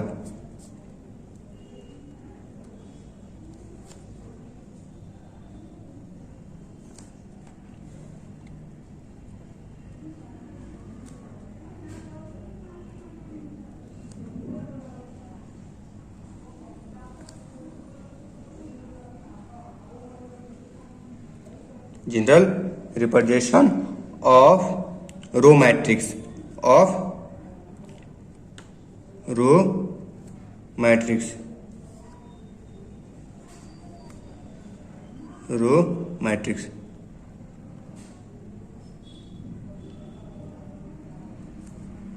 ठीक है, अब इसका हम लोग जानेंगे कि जनरल रिप्रेजेंटेशन क्या होता है। तो इसका जो जनरल रिप्रेजेंटेशन होता है वह होता है, मान लीजिए मैट्रिक्स है, तो मैट्रिक्स किस रूप में होता है? A I J, इसी फॉर्म में ना होता है। और क्या होना चाहिए? 1 into n के रूप में, यानी कॉलम कितना भी हो सकता है। ये जो कॉलम है ये कितना भी हो सकता है।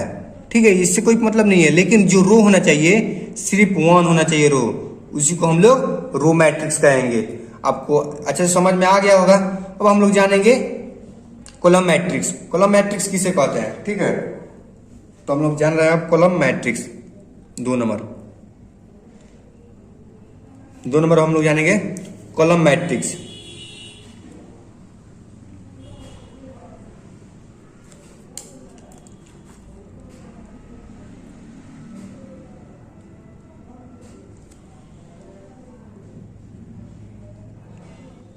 कॉलम मैट्रिक्स, देखिए मैं आप लोगों को बहुत धीरे पढ़ा रहा हूं, आप लोग चाहेंगे तो वीडियो को फास्ट करके आप लोग देख सकते हैं। ठीक है, ये हो गया मेरा कॉलम मैट्रिक्स। देखिए कॉलम मैट्रिक्स में क्या होता है, कॉलम मैट्रिक्स में जिसमें सिर्फ वन कॉलम हो, क्या होना चाहिए, कॉलम मैट्रिक्स में सिर्फ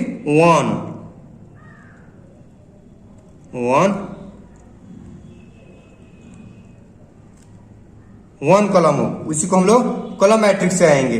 ठीक है, देखिए जैसे हम लोग एक दो एग्जांपल लिखते हैं। अब एग्जांपल लिखते हैं, जैसे सिर्फ वन कॉलम होना चाहिए। जैसे मान लीजिए 1 2 3, ठीक है। इसका ऑर्डर क्या है, ऑर्डर है 3 क्रॉस 1 के ऑर्डर है इसका, ठीक है। ये कोई मैट्रिक्स है, मान लीजिए फिर एक कोई और मैट्रिक्स है, इसका ऑर्डर क्या है, देख रहे हैं, ये कोई मैट्रिक्स है, मान लीजिए 3 4, ये किस ऑर्डर में है, ये किस ऑर्डर में है, तो 2 क्रॉस 1 के ऑर्डर में है, यानी जिसका कॉलम 1 हो, इसका कॉलम सिर्फ क्या हो, 1 कॉलम होना चाहिए, उसी को हम लोग कहते हैं कॉलम मैट्रिक्स। तो ये भी आपको समझ में आया होगा, ठीक है। अब देखिए मान लीजिए अगर सिर्फ 1 रो है, अगर ये कोई मैट्रिक्स है और सिर्फ 1, जो 1 है ना, यह सब मैट्रिक्स होता है, column matrix, row matrix, all matrix होता है, ठीक है। तो इसका भी ऑर्डर 1 into 1 में है, तो यहाँ भी कॉलम 1 है, यहाँ भी कॉलम 1 है, यहाँ भी कॉलम 1 है, यानी कॉलम मैट्रिक्स को हम लोग कहते हैं, कॉलम मैट्रिक्स में सिर्फ क्या होना चाहिए, 1 कॉलम, यानी C1, ये सब क्या है, ये कॉलम मैट्रिक्स है। तो रो मैट्रिक्स और कॉलम मैट्रिक्स में मालूम चल गया। रो मैट्रिक्स उसे कहते हैं जिसमें सिर्फ 1 रो हो, और कॉलम मैट्रिक्स उसे कहते हैं जिसमें सिर्फ 1 कॉलम हो, ठीक है। अब हम लोग जानेंगे रो मैट्रिक्स और कॉलम मैट्रिक्स हम लोग जान लिए। एक और एग्जांपल लिखते हैं, जो एग्जांपल में मान लीजिए ये कोई मैट्रिक्स है, ठीक है, ये कोई मैट्रिक्स है, मान लीजिए अगर यहाँ 5 8 9 6 2, ये बताइए कितने का ऑर्डर में है। सबसे पहले इसमें कॉलम देखेंगे, तो कॉलम तो मेरा 1 है, और रो सबसे पहले मेरा रो होता है, तो रो देखिए कितना है, 1 रो 2 रो 3 रो 4 रो 5 रो। तो ये कितने के ऑर्डर में है, 5 into 5 क्रॉस 1 के ऑर्डर में, क्या है, 5 क्रॉस 1। तो जिसका भी कॉलम 1 हो, सिर्फ कॉलम 1 हो, उसी को हम लोग कहते हैं कॉलम मैट्रिक्स, ठीक है। अब हम लोग कॉलम मैट्रिक्स के बाद अब हम लोग पढ़ेंगे रेक्टेंगुलर मैट्रिक्स। देखिए अब हम लोग रेक्टेंगुलर मैट्रिक्स को देखते हैं। तो ये हो गया मेरा रो मैट्रिक्स, कॉलम मैट्रिक्स। अब देखते हैं तीसरा, जो थर्ड नंबर मेरा है, रेक्टेंगुलर मैट्रिक्स, ठीक है।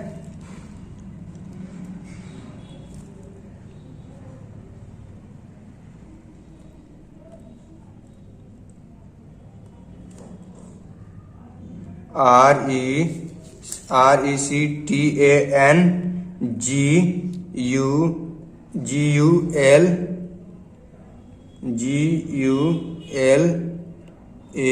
रेक्टेंगुलर मैट्रिक्स,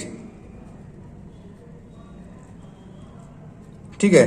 देखिए रेक्टेंगुलर मैट्रिक्स किसे कहते हैं, रेक्टेंगुलर मैट्रिक्स किसे कहते हैं, इसमें क्या होता है, नंबर ऑफ रोज और नंबर ऑफ कॉलम्स बराबर नहीं होता है। इसमें क्या होता है, number of rows not equal to number of column, number of columns. आपको समझ में आया, इसमें क्या होता है, नंबर ऑफ रोज और नंबर ऑफ कॉलम बराबर नहीं होता है। मान लीजिए एक मैट्रिक्स है 1 2 3 4 5 6, तो बताइए इसमें ऑर्डर क्या है, 2 क्रॉस 3 का ऑर्डर है। तो जो ये नंबर ऑफ रोज है और नंबर ऑफ कॉलम से ये कभी बराबर नहीं होगा, उसी को हम लोग कहते हैं रेक्टेंगुलर मैट्रिक्स, ठीक है। देखिए एक दो एग्जांपल मैं आपको देता हूं। इस एग्जांपल में है, मान लीजिए ये कोई मैट्रिक्स है, उसका ऑर्डर क्या है, जैसे 2 3 5 7 8 9, ये कोई मैट्रिक्स है। इसका ऑर्डर बताइए, इसका ऑर्डर है 2 रो और 3 कॉलम, 2 क्रॉस 3 का ऑर्डर है। तो यहाँ क्या हो रहा है, यहाँ रो भी बराबर नहीं है, रो और कॉलम बराबर नहीं है, तो इसी को हम लोग कहते हैं रेक्टेंगुलर मैट्रिक्स। जैसे एक और एग्जांपल देखते हैं, एक और एग्जांपल लेते हैं। जैसे मान लीजिए कोई है 1 6, तो ये भी देखिए इसका भी बराबर नहीं है। 1 इसमें रो है और कॉलम कितना है 2 है, इसमें बराबर नहीं है। तो जब बराबर नहीं हो उसी को हम लोग कहते हैं, यानी ये और ये बराबर नहीं हो उसी को हम लोग कहते हैं रेक्टेंगुलर मैट्रिक्स। ये आपको अच्छा समझ में आ गया होगा। तो देखिए इसका जनरल जो रिप्रेजेंटेशन होता है, हम इसका नहीं लिखवाए, इसका लिखवा दे रहे हैं जनरल रिप्रेजेंटेशन, ठीक है। इसका लिख लीजिए जनरल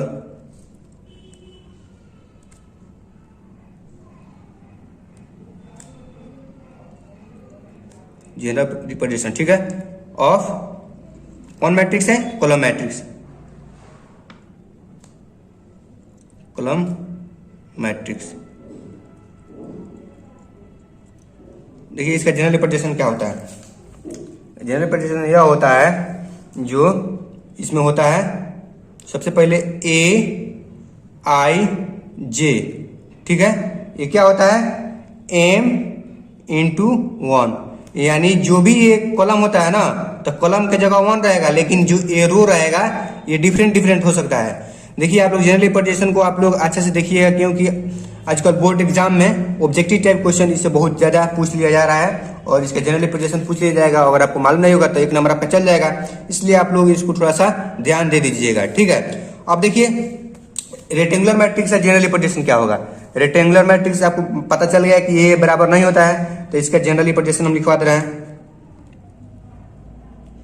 हम सिर्फ GR लिख दे रहे हैं, ठीक है, GR of general representation, GR of rectangular matrix. आप अपना अच्छा से लिख लीजिएगा,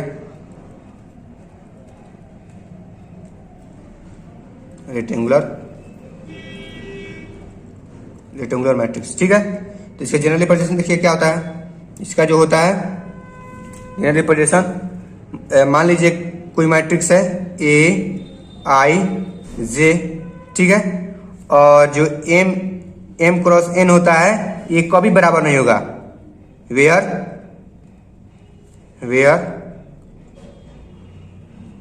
जो M×n है डज नॉट इक्वल टू, ठीक है, यानी ये और ये कभी इक्वल नहीं होगा, उसी को हम लोग कहते हैं रेक्टेंगुलर मैट्रिक्स। तो आपको ये अच्छा समझ में आ गया होगा। अब हम लोग देखते हैं इसमें जो 4 नंबर मैट्रिक्स है उसको हम लोग देखते हैं। तो इसमें जो 4 होता है स्क्वायर मैट्रिक्स, क्या होता है स्क्वायर मैट्रिक्स।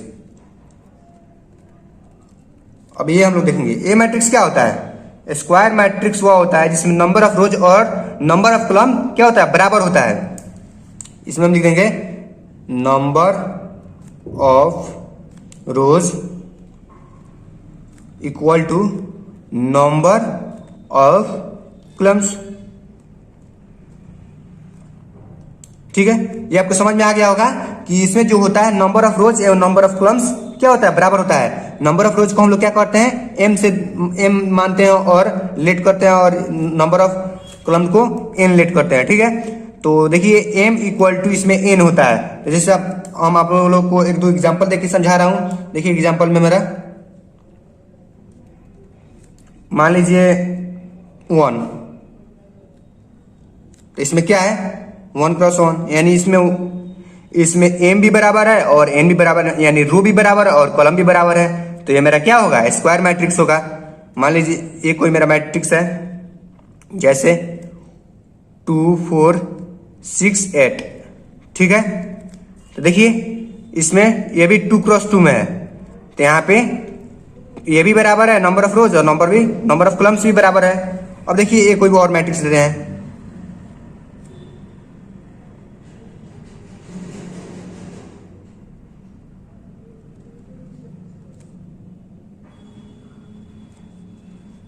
जैसे मान लीजिए 1 4 7 9 8 6 2 4 5, ये कोई मैट्रिक्स हो गया, ठीक है। देखिए इसमें ऑर्डर कितना का है 3×3 का ऑर्डर है। तो यहाँ पे क्या हो रहा है, यहाँ पे नंबर ऑफ रोज भी बराबर है और नंबर ऑफ कॉलम्स भी बराबर है। तो ये क्या हो जाएगा, ये हो जाएगा स्क्वायर मैट्रिक्स, ठीक है। अब आप लोग को समझ में आ गया होगा कि हाँ स्क्वायर मैट्रिक्स क्या होता है और रेक्टेंगुलर मैट्रिक्स क्या होता है। देखिए इसका जनरल रिप्रेजेंटेशन क्या होता है, इसका जनरल रिप्रेजेंटेशन यानी जीआर जानेंगे। ठीक है, लिखेंगे जी आर ऑफ स्क्वायर मैट्रिक्स। ठीक है, general representation of square matrix. ठीक है, इसका जनरल रिप्रेजेंटेशन जानेंगे। तो मान लीजिए कोई मैट्रिक्स है, मैट्रिक्स किस रूप में होता है, ए आई जे। ए ऊपर होता है, ए आई नीचे होता है और जे भी नीचे होता है। ठीक है, ये कोई मैट्रिक्स हो गया। और ये क्या होता है, एम क्रॉस एन में होता है, एम क्रॉस एन में होता है। और क्या होता है, एम क्रॉस एन में होता है तो वेयर, यहाँ m इक्वल टू n नहीं था तो यहाँ होता है वेयर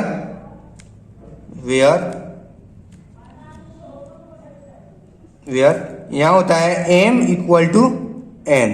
तो आपको समझ में आ गया होगा कि जो रेक्टेंगुलर मैट्रिक्स होता है इसमें m इक्वल टू n नहीं होता है, लेकिन स्क्वायर मैट्रिक्स में m इक्वल टू n होता है।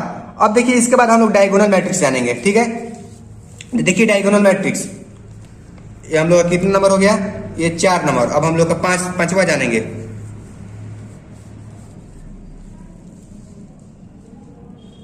पांचवा डायगोनल मैट्रिक्स।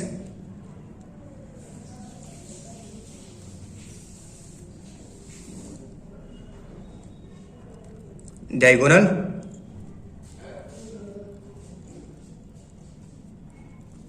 मैट्रिक्स अब जानेंगे। डायगोनल मैट्रिक्स देखिए डायगोनल मैट्रिक्स क्या होता है। तो डायगोनल मैट्रिक्स को हम लोग स्क्वायर मैट्रिक्स भी कहते हैं। जैसे मान लीजिए कोई एक मैट्रिक्स है, स्क्वायर मैट्रिक्स हम लेते हैं। जैसे 1 2 3 4 5 6 7 8 9। ठीक है, ये कौन मैट्रिक्स है, ये स्क्वायर मैट्रिक्स है, 3 क्रॉस 3 में है। तो हम आप लोग को बताए हैं कि जिसका m और n बराबर होता है स्क्वायर मैट्रिक्स होता है। और डायगोनल मैट्रिक्स को स्क्वायर मैट्रिक्स भी कहते हैं। ठीक है, तो देखिए डायगोनल यहाँ पे सिर्फ हम कौन एलिमेंट लेते हैं, सिर्फ डायगोनल एलिमेंट, यानी सिर्फ जो डायगोनल में रहता है वही एलिमेंट को हम लेते हैं डायगोनल मैट्रिक्स में। ठीक है, तो यहाँ पे देखिए डायगोनल मैट्रिक्स लिख रहे हैं। मान लीजिए ये कोई मैट्रिक्स है डायगोनल मैट्रिक्स, और यहाँ पे क्या होता है, यहाँ पे जो होता है 1 5 9, ये जो होता है सब 0 0 होता है। क्या होता है, 0, ये सब 0 होता है। और जो सिर्फ इसमें क्या होता है, डायगोनल एलिमेंट होता है। ठीक है, डायगोनल एलिमेंट इसमें 0 से बड़ा होता है, उसी को हम लोग डायगोनल मैट्रिक्स कहते हैं। देखिए डायगोनल मैट्रिक्स में क्या होता है, डायगोनल मैट्रिक्स में इसमें होता है नंबर ऑफ रोज और नंबर ऑफ कॉलम्स बराबर होता है। जैसे A 1 1 ये हो गया, जैसे A 2 2 ये हो गया, जैसे A 3 3 कौन हो गया, ये हो गया, यानी डायगोनल एलिमेंट हो। ठीक है, इसमें क्या होता है, इसमें जो होता है when I equal to J, इसमें जो होता है I इक्वल टू J होता है। ठीक है, diagonal element, diagonal element, diagonal elements क्या होता है, इसमें diagonal elements I equal to J होता है। Diagonal elements I equal to J होता है। आपको ये समझ में आ गया होगा कि जो ये 1 1 होता है, 2 2 होता है, 3 3 होता है, तो ये सब क्या है, डायगोनल एलिमेंट्स। तो when I equal to J होता है डायगोनल एलिमेंट्स। ठीक है,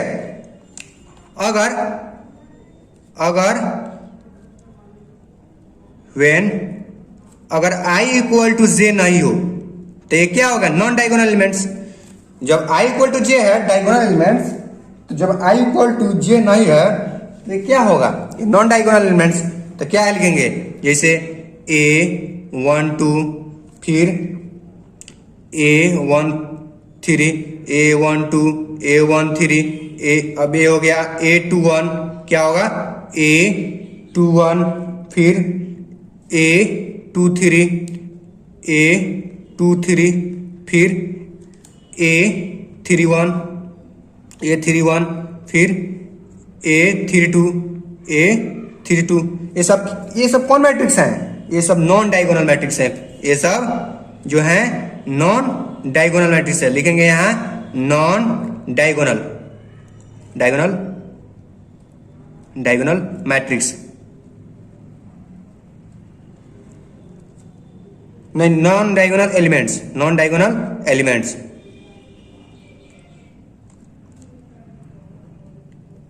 देखिए ये सब डायगोनल एलिमेंट्स हैं। तो ये कौन एलिमेंट हो गया? नॉन डायगोनल एलिमेंट हो गए। ठीक है, तो आप लोग ये समझ में आ गया होगा।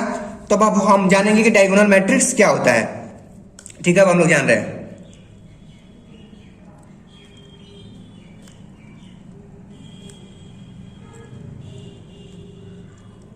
डायगोनल मैट्रिक्स के बारे में इतना सा इंट्रोडक्शन था। अब हम लोग जानेंगे डायगोनल मैट्रिक्स क्या होता है। तो यहां लिखेंगे, इसका डिफिनेशन लिख देंगे।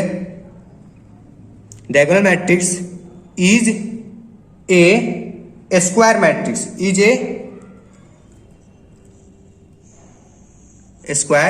Matrix,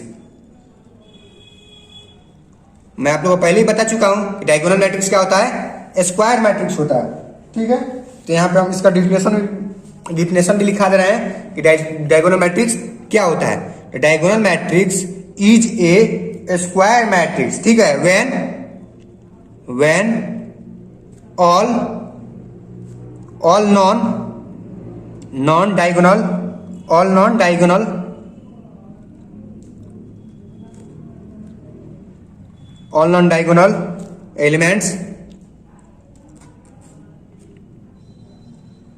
elements are zero.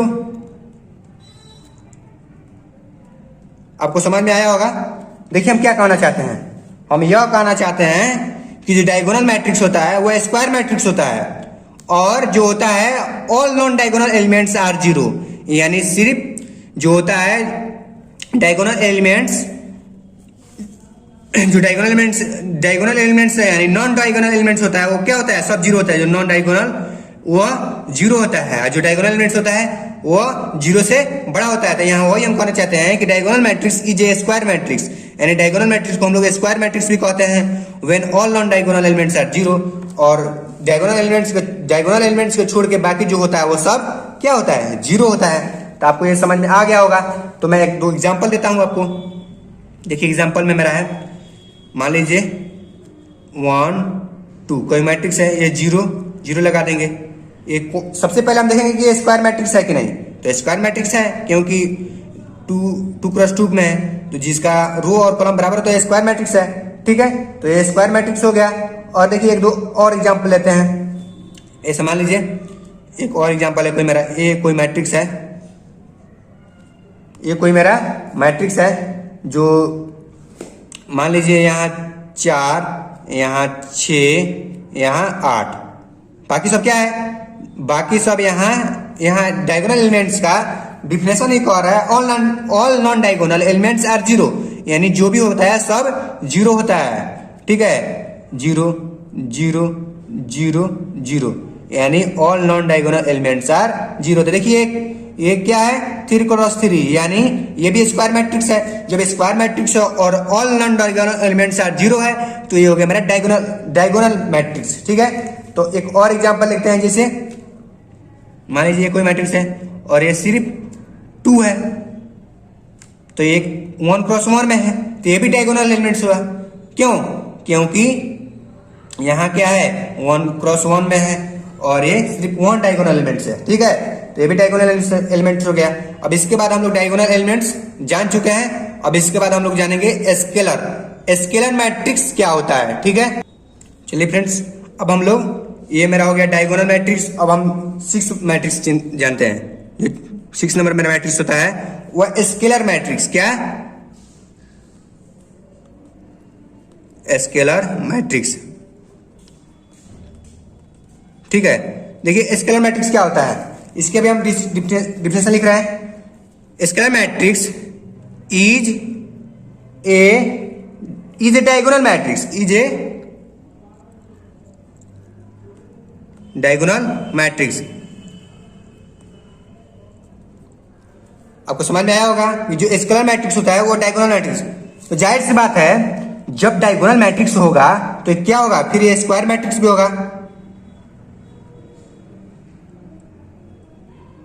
Square matrix. ठीक है, तो scalar matrix is a diagonal matrix. जब डायगोनल मैट्रिक्स होगा तो स्क्वायर मैट्रिक्स भी होगा। ठीक है, in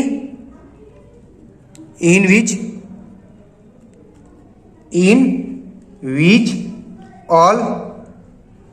all diagonal elements are equal. क्या होता है, ऑल डायगोनल, ये डिफिनेशन देख के आप घबराएंगे नहीं, जब हम समझा देंगे तो आपको ये समझ में आ जाएगा। ठीक है, डायगोनल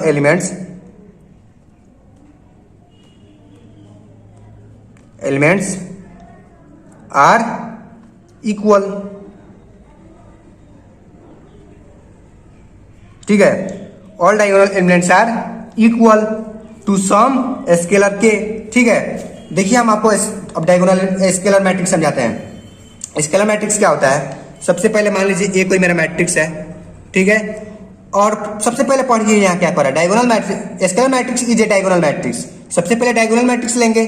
डायगोनल मैट्रिक्स ये होता है जिसका डायगोनल एलिमेंट्स का छोड़ के बाकी जो होता है ये नॉन डायगोनल क्या होता है, जीरो होता है। तो ऐसा ही लेंगे, लेकिन यहाँ क्या कर रहा है, all diagonal elements are equal. यहाँ all diagonal elements are equal लेना है। जैसे यहाँ हम ले रहे हैं 2 2 2। ठीक है, यहाँ all non diagonal elements are equal लेना है, 2 2 2, यानी सब डायगोनल एलिमेंट्स को हम इक्वल लेंगे। अब उसके बाद सब क्या करेंगे, अब हम जीरो से इसको भर देंगे। इसके देखिए डायगोनल क्या करें, scalar matrix is a diagonal matrix, ये डायगोनल मैट्रिक्स होना चाहिए जैसे ये है। उसके बाद ये स्क्वायर मैट्रिक्स भी होना चाहिए, ये देखिए 3x3 में है। और in which all diagonal elements are equal, यानी जो भी ये डायगोनल एलिमेंट्स है सब क्या होना चाहिए, इक्वल होना चाहिए। तो इक्वल है, तो यहाँ एक मैट्रिक्स मेरा ये हो गया। अब एक और देखते हैं, ऐसे ये मेरा कोई मैट्रिक्स है, मान लीजिए 5 5 5 और सबको जीरो, इसके अलावा सब जीरो होना चाहिए और डायगोनल एलिमेंट्स इक्वल होना चाहिए। डायगोनल एलिमेंट्स यहाँ देख रहे हैं इक्वल है, ये क्या है 3x3 में है। देखिए यहाँ डायगोनल एलिमेंट्स आर इक्वल है और ये स्क्वायर मैट्रिक्स भी है और ये डायगोनल मैट्रिक्स भी है, तो उसी को हम लोग कहेंगे स्केलर मैट्रिक्स। इसमें तीनों आ जाता है। ठीक है, एक और एग्जांपल लेके आपको समझाते हैं। मान लीजिए मेरा कोई मैट्रिक्स है, जैसे मान लीजिए 3 3। देखिए ये 2x2 में है, तो सबसे पहले देखेंगे कि ये स्क्वायर मैट्रिक्स है कि नहीं, कि स्क्वायर मैट्रिक्स है। उसके बाद देखेंगे डायगोनल है कि नहीं, डायगोनल है, क्योंकि डायगोनल एलिमेंट्स को छोड़ के बाकी सब जीरो है, तो ये डायगोनल भी है। और देखेंगे कि all diagonal elements are equal है कि नहीं, तो ऑल डायगोनल एलिमेंट्स इक्वल है, तो ये हो गया मेरा स्केलर मैट्रिक्स। ठीक है, तो आपको ये समझ में आ गया होगा।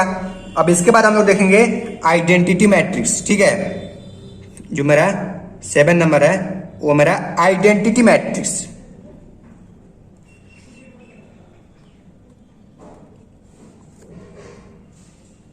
आइडेंटिटी मैट्रिक्स, ये मेरा क्या हो गया, आइडेंटिटी मैट्रिक्स। इसे देखिए, इसे हम यूनिट मैट्रिक्स भी कहते हैं, इसका 2 नाम है, कहीं कहीं यूनिट मैट्रिक्स भी हम जानेंगे, यूनिट मैट्रिक्स।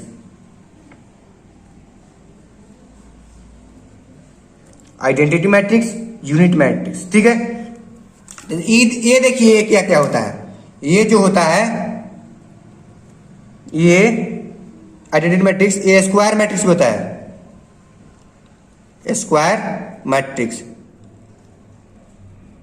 उसके बाद ये होता है डायगोनल भी होता है, डायगोनल भी होता है। उसके बाद ये होता है स्केलर भी होता है, स्केलर मैट्रिक्स। ठीक है, ये स्क्वायर मैट्रिक्स भी होता है, डायगोनल मैट्रिक्स भी होता है और स्केलर मैट्रिक्स भी होता है। और इसमें जो भी एलिमेंट होता है ना, ये जो भी डायगोनल एलिमेंट्स होता है ये सिर्फ 1 होता है, सिर्फ यूनिट 1 होता है। ठीक है, तो जैसे एग्जाम्पल लेते हैं, जैसे मान लीजिए ये मेरा I1 हो गया, तो ये सिर्फ क्या होगा, इसमें डायगोनल एलिमेंट सिर्फ 1 होगा, और ये 1 क्रॉस 1 में है। फिर मान लीजिए मेरा I2 ले रहे हैं, तो ये 1 1 सिर्फ जो इसमें होता है ना डायगोनल एलिमेंट्स सिर्फ 1 होता है। तो ये बताइए डायगोनल है कि नहीं? डायगोनल है। ये स्केलर भी है और स्क्वायर मैट्रिक्स भी है, 2 क्रॉस 2 हो गया। और मान लीजिए फिर एक और लेते हैं, I3 लेते हैं,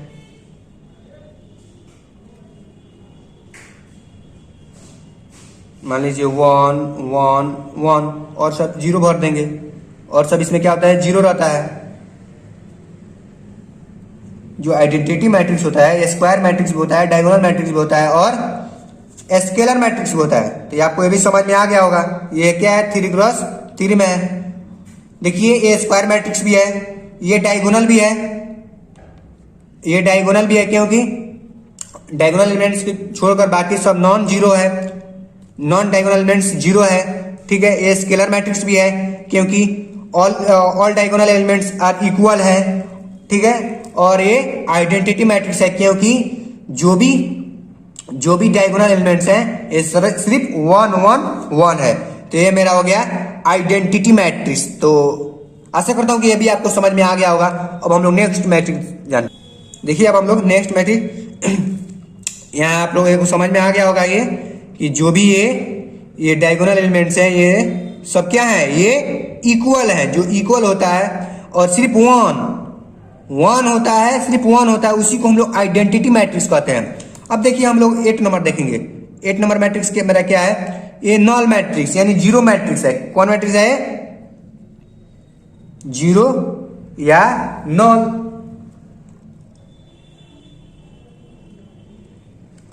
जीरो मैट्रिक्स या इसको लिख दीजिए नॉल मैट्रिक्स।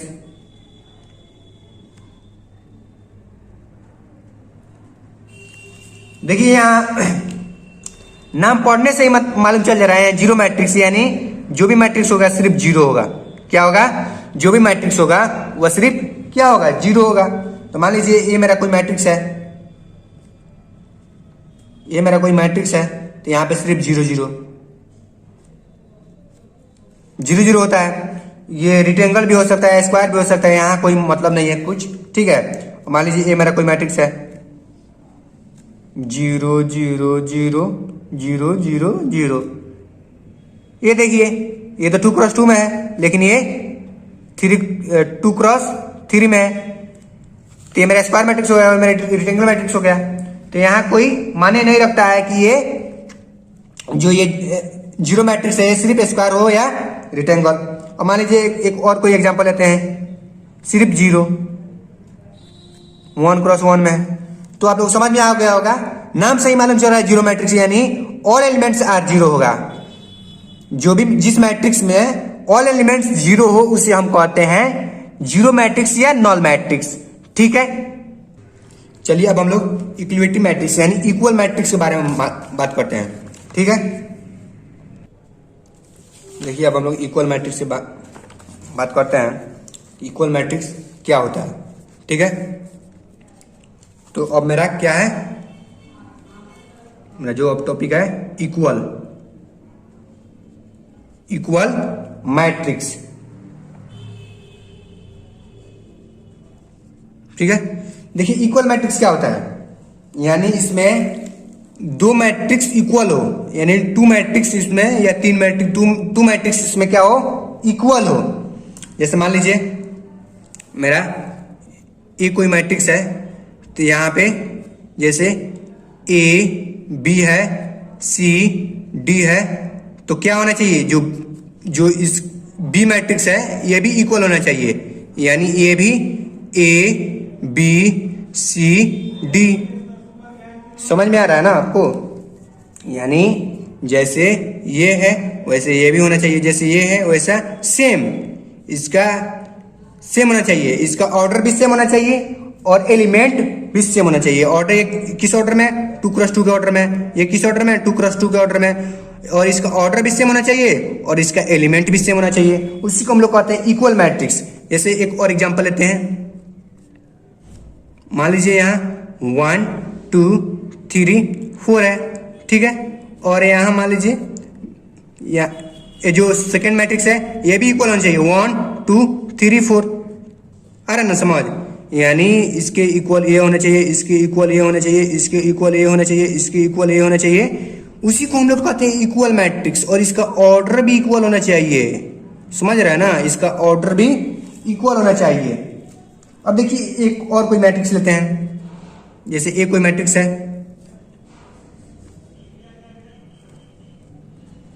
1 2 3 4 5 6, ठीक है। और ये किस ऑर्डर में है? तो ये 2 क्रॉस 3 का ऑर्डर में है। और बी कोई भी मैट्रिक्स है सेम इक्वल का 2 3 4 5 6, देखिए इसको ये किस ऑर्डर में है? 2 क्रॉस 3।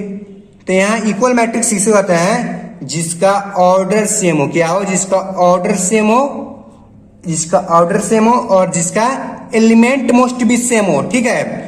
ये एलिमेंट भी सेम होना चाहिए, उसी को हम लोग कहते हैं इक्वल मैट्रिक्स। देखिए सबसे पहला एक नंबर जो होता है ये ऑर्डर मोस्ट भी सेम। क्या? ऑर्डर मोस्ट बी सेम, ठीक है। और जो सेकेंड होता है वो क्या होता है? Element most B same. Elements most B same. तो आपको समझ में आया होगा कि जो इक्वल मैट्रिक्स होता है उसका ऑर्डर सेम होता है और एलिमेंट सेम होता है। ऑर्डर यानी ये सेम होना चाहिए और एलिमेंट इसके इक्वल है, इसके इक्वल है, इसके इक्वल है, इसके इक्वल है, इसके इक्वल है और इसके इक्वल यानी बराबर ये होना चाहिए। उसी को हम लोग कहते हैं इक्वल मैट्रिक्स। तो आपको ये समझ में आया होगा। मान लीजिए कोई मैट्रिक्स लेते हैं, ये कोई मैट्रिक्स लेते हैं जैसे 1 2 3 4 5 6 7 8। ये बताइए किस ऑर्डर में है? ये किस ऑर्डर में है? तो 2 क्रॉस 4 यानी इसका रो 2 है, इसका रो 2 है और जो इसका कॉलम है 4 है। 1 कॉलम 2 कॉलम 3 कॉलम 4 कॉलम। समझ में आया? तो ऐसा ही एक और मैट्रिक्स होगा,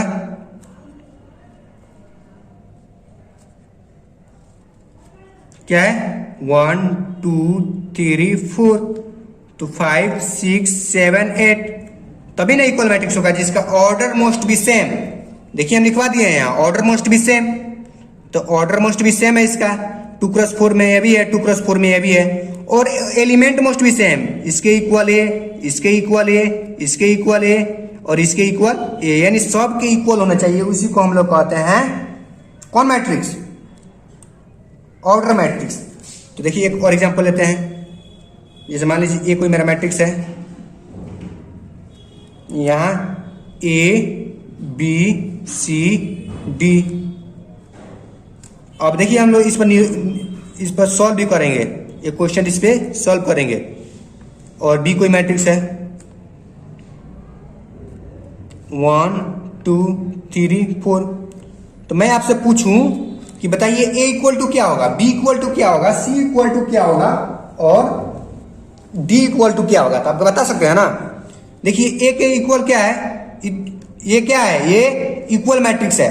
तो इक्वल मैट्रिक्स है तो मेरा ए की जगह पे क्या है? 1 है, तो हम लिख देंगे ए इक्वल टू 1। और बताइए बी इक्वल टू क्या है? तो बी इक्वल टू 2। अब बताइए सी इक्वल टू क्या है? सी इक्वल टू 3। अब बताइए डी इक्वल टू क्या है? 4। बस ऐसा ही तो है, यही तो इक्वल मैट्रिक्स है। तो आपको ये समझ में आया होगा इक्वल मैट्रिक्स हम क्या कहना चाहते हैं, तो आप लोग को ये समझ में आ गया होगा, ठीक है। देखिए फ्रेंड्स, ये मेरा एग्जांपल नंबर 5 है, ठीक है। यहाँ देखिए क्या कर रहा है, कह रहा है find the value of A B C and D from the following equation. ये जो इक्वेशन ये दिया है इसके फॉर्म से हमें ए बी सी और डी का वैल्यू निकालना है। सबसे पहले देखिए इसमें ये इक्वल मैट्रिक्स है, ये कौन मैट्रिक्स है, तो ये इक्वल मैट्रिक्स है, ठीक है। तो सबसे पहले देखिए यहाँ लेंगे 2a प्लस b बराबर कितना है, 4 है। और देखिए यहाँ a minus 2b equal to कितना है, -3 है, ठीक है। अब देखिए हम लोग क्लास 10th में, क्लास 9th में हम लोग पढ़ चुके हैं ए और बी का वैल्यू निकालने का। ये है एक इक्वेशन दिया हुआ है, मान लीजिए इक्वेशन 1 हो गया मेरा और इक्वेशन ये 2 हो गया। तो इससे हम ए और बी का वैल्यू निकाल सकते हैं क्योंकि हम लोग 10th में पढ़ चुके हैं। तो देखिए हम लोग क्या करते थे, हम लोग देखते थे कि हाँ इसमें कोई एक कट जाए, इसमें कोई कट जाए। तो मान लीजिए अगर 2a है तो इसमें 2, इसमें यहाँ भी 2a होना चाहिए, तब ना ये कटेगा, जोड़ने या घटाने पर ये कट जाए। तो यहाँ देख रहे हैं कि यहाँ 2b है और यहाँ सिर्फ b है। तो अगर यहाँ पे 2 से मल्टीप्लाई कर दें, अगर यहाँ 2 से मल्टीप्लाई कर दे तो ये हो जाएगा, इक्वल हो जाएगा। तो यहाँ क्या होगा, 2 2 जा 4a plus 2b equal to 4 2 जा 8। ये मेरा हो गया अब इक्वेशन 1। और देखिए ये ज्यों का त्यों उतार देंगे equation, a minus 2b equal to -3। ये मेरा हो गया इक्वेशन 2। अब देखिए यहाँ देख रहे हैं तो ये जोड़ने पर कट जाएगा, ये जोड़ने पर कट जाएगा। तो कट जाएगा तो इसको हम कटाते हैं। देखिए यहाँ ये जोड़ रहे हैं तो 4a आए, कितना हो गया, 5a हो गया। और यहाँ देखिए ये कर रहे हैं तो ये इक्वल है और ये माइनस में है प्लस में है, तो माइनस प्लस कट जाएगा, इक्वल हो जाएगा। अब बताइए 8 में से -3 जाएगा तो कितना होगा, सिर्फ 5 होगा। तो मेरा a का वैल्यू कितना होगा, a इक्वल टू 5/5। ये कट गया, मेरा 1 आ गया, a का वैल्यू मेरा 1 आ गया, ठीक है। तो अब देखिए a का वैल्यू मेरा 1 आ गया, तो इसी से हम लोग b का वैल्यू निकाल सकते हैं। जैसे इक्वेशन 1 ही दिया है 2a plus b equal to 4 दिया है, तो a का वैल्यू हम 1 रखेंगे, तो 2 1 रख देंगे प्लस b हो जाएगा इक्वल टू 4। तो क्या होगा, 2 प्लस b इक्वल टू 4। तो यहाँ मेरा जो v का वैल्यू आएगा 4a माइनस 2 हो जाएगा। b इक्वल टू मेरा कितना आ गया, 2 आ गया। तो आपको ये समझ में आया होगा, मेरा a इक्वल टू 1 आ गया और b इक्वल टू 2 आ गया। और देखिए हम लोग यहाँ c और d का वैल्यू निकालते हैं क्योंकि हमें सबका वैल्यू निकालना है। अब देखिए यहाँ c का वैल्यू निकाल रहे हैं, यहाँ देखिए 5c है, 5c minus d equal to 11, ठीक है, यही ना दिया है। और एक और इक्वेशन दिया है 4c plus 3d equal to 24। देखिए यहाँ देख रहे हैं अगर इसमें 3 से मल्टीप्लाई कर दें तो ये बराबर हो जाएगा, यहाँ 3 से मल्टीप्लाई कर दे रहे हैं इक्वेशन 1 में, इक्वेशन 1 में, इक्वेशन 2 हो गया, 1 में 3 से कर रहे हैं तो क्या होगा मेरा 5 3 जा 15 c minus 3d equal to 11 3 जा 33। अब देखिए मेरा इक्वेशन 2 क्या होगा, इक्वेशन 1 है। अब देखिए ये ज्यों का त्यों उतार देंगे क्योंकि इसमें किसी चीज से मल्टीप्लाई नहीं किए हैं, ये प्लस है, d इक्वल टू 24, ठीक है, ये मेरा इक्वेशन 2 हो गया। अब देखिए यहाँ पे देख रहे हैं तो जोड़ने पर ये भी कट जाएगा, जोड़ेंगे यानी ऐड करेंगे तो 15 में 4 ऐड करेंगे तो कितना होगा 19c। और देखिए ये प्लस से और माइनस से तो एक कट जाएगा, इक्वल टू, अब इसको ऐड करेंगे 4 3 7 और 3 2 5, तो मेरा c का वैल्यू कितना आ गया, और c इक्वल टू 57। देखिए इधर मल्टीप्लाई में, इधर जाएगा डिवाइड में आएगा, 91 जा 90, 93 जा 57, और जो मेरा c का वैल्यू आ गया 3 आ गया। तो हम d का भी वैल्यू निकाल सकते हैं, यही इक्वेशन रख के, चाहिए यही कोई भी इक्वेशन रख के निकाल सकते हैं। देखिए मेरा यही इक्वेशन रख रहे हैं, तो क्या है 5c minus d equal to 11, ठीक है। तो अब हम लोग c का वैल्यू रख रहे हैं, अब हम लोग c का वैल्यू रख रहे हैं, तो c का वैल्यू मेरा कितना दिया हुआ है 3 माइनस d इक्वल टू 11, और और 5 में 3 से मल्टीप्लाई करेंगे तो 5 3 जा 15 माइनस डी इक्वल टू 11। और देखिए क्या होगा, माइनस डी इक्वल टू 11 और इधर देखिए प्लस में तो इधर आएगा माइनस में। तो अब क्या होगा, minus D equal to minus 11 में से माइनस 15 जाएगा तो कितना होगा 4। तो माइनस माइनस कट जाएगा क्योंकि दोनों तरफ माइनस है, इसलिए मेरा डी इक्वल टू क्या होगा 4। तो यहाँ ए का वैल्यू मेरा क्या आ गया, ए का वैल्यू 1, वी का वैल्यू 2, ए का वैल्यू 1, वी का वैल्यू 2 और सी का वैल्यू देख रहे हैं, सी का वैल्यू 3 और डी का वैल्यू मेरा कितना है 4। तो ये मेरा क्या होगा, ये आंसर हो जाएगा। क्या होगा, आंसर। आशा करता हूँ कि ये आपको समझ में आया होगा। तो आप इसका स्क्रीनशॉट ले लीजिए या अपने वीडियो को पॉज करके और अपने नोटबुक में नोट करते चलिए, ठीक है। तो थैंक यू, बस इतना ही आपको बताना था इस एक्सरसाइज 1 तो इस एक्सरसाइज 3.1 में। अब इसके बाद हम 3.2 का वीडियो बनाएंगे। तो आप रेगुलर पढ़ते रहिए और अगर मेरे चैनल को आप सब्सक्राइब नहीं किए हैं तो आप मेरे चैनल को सब्सक्राइब कर दें और बेल आइकन को प्रेस कर दें ताकि मैं जब भी वीडियो अपलोड करूं आपके पास वो चल जाए। अगर वीडियो को अच्छा लगा होगा तो आप ज़रूर एक लाइक कीजिएगा इस वीडियो पे और अपने दोस्तों के पास शेयर कीजिएगा, ठीक है। Thank you.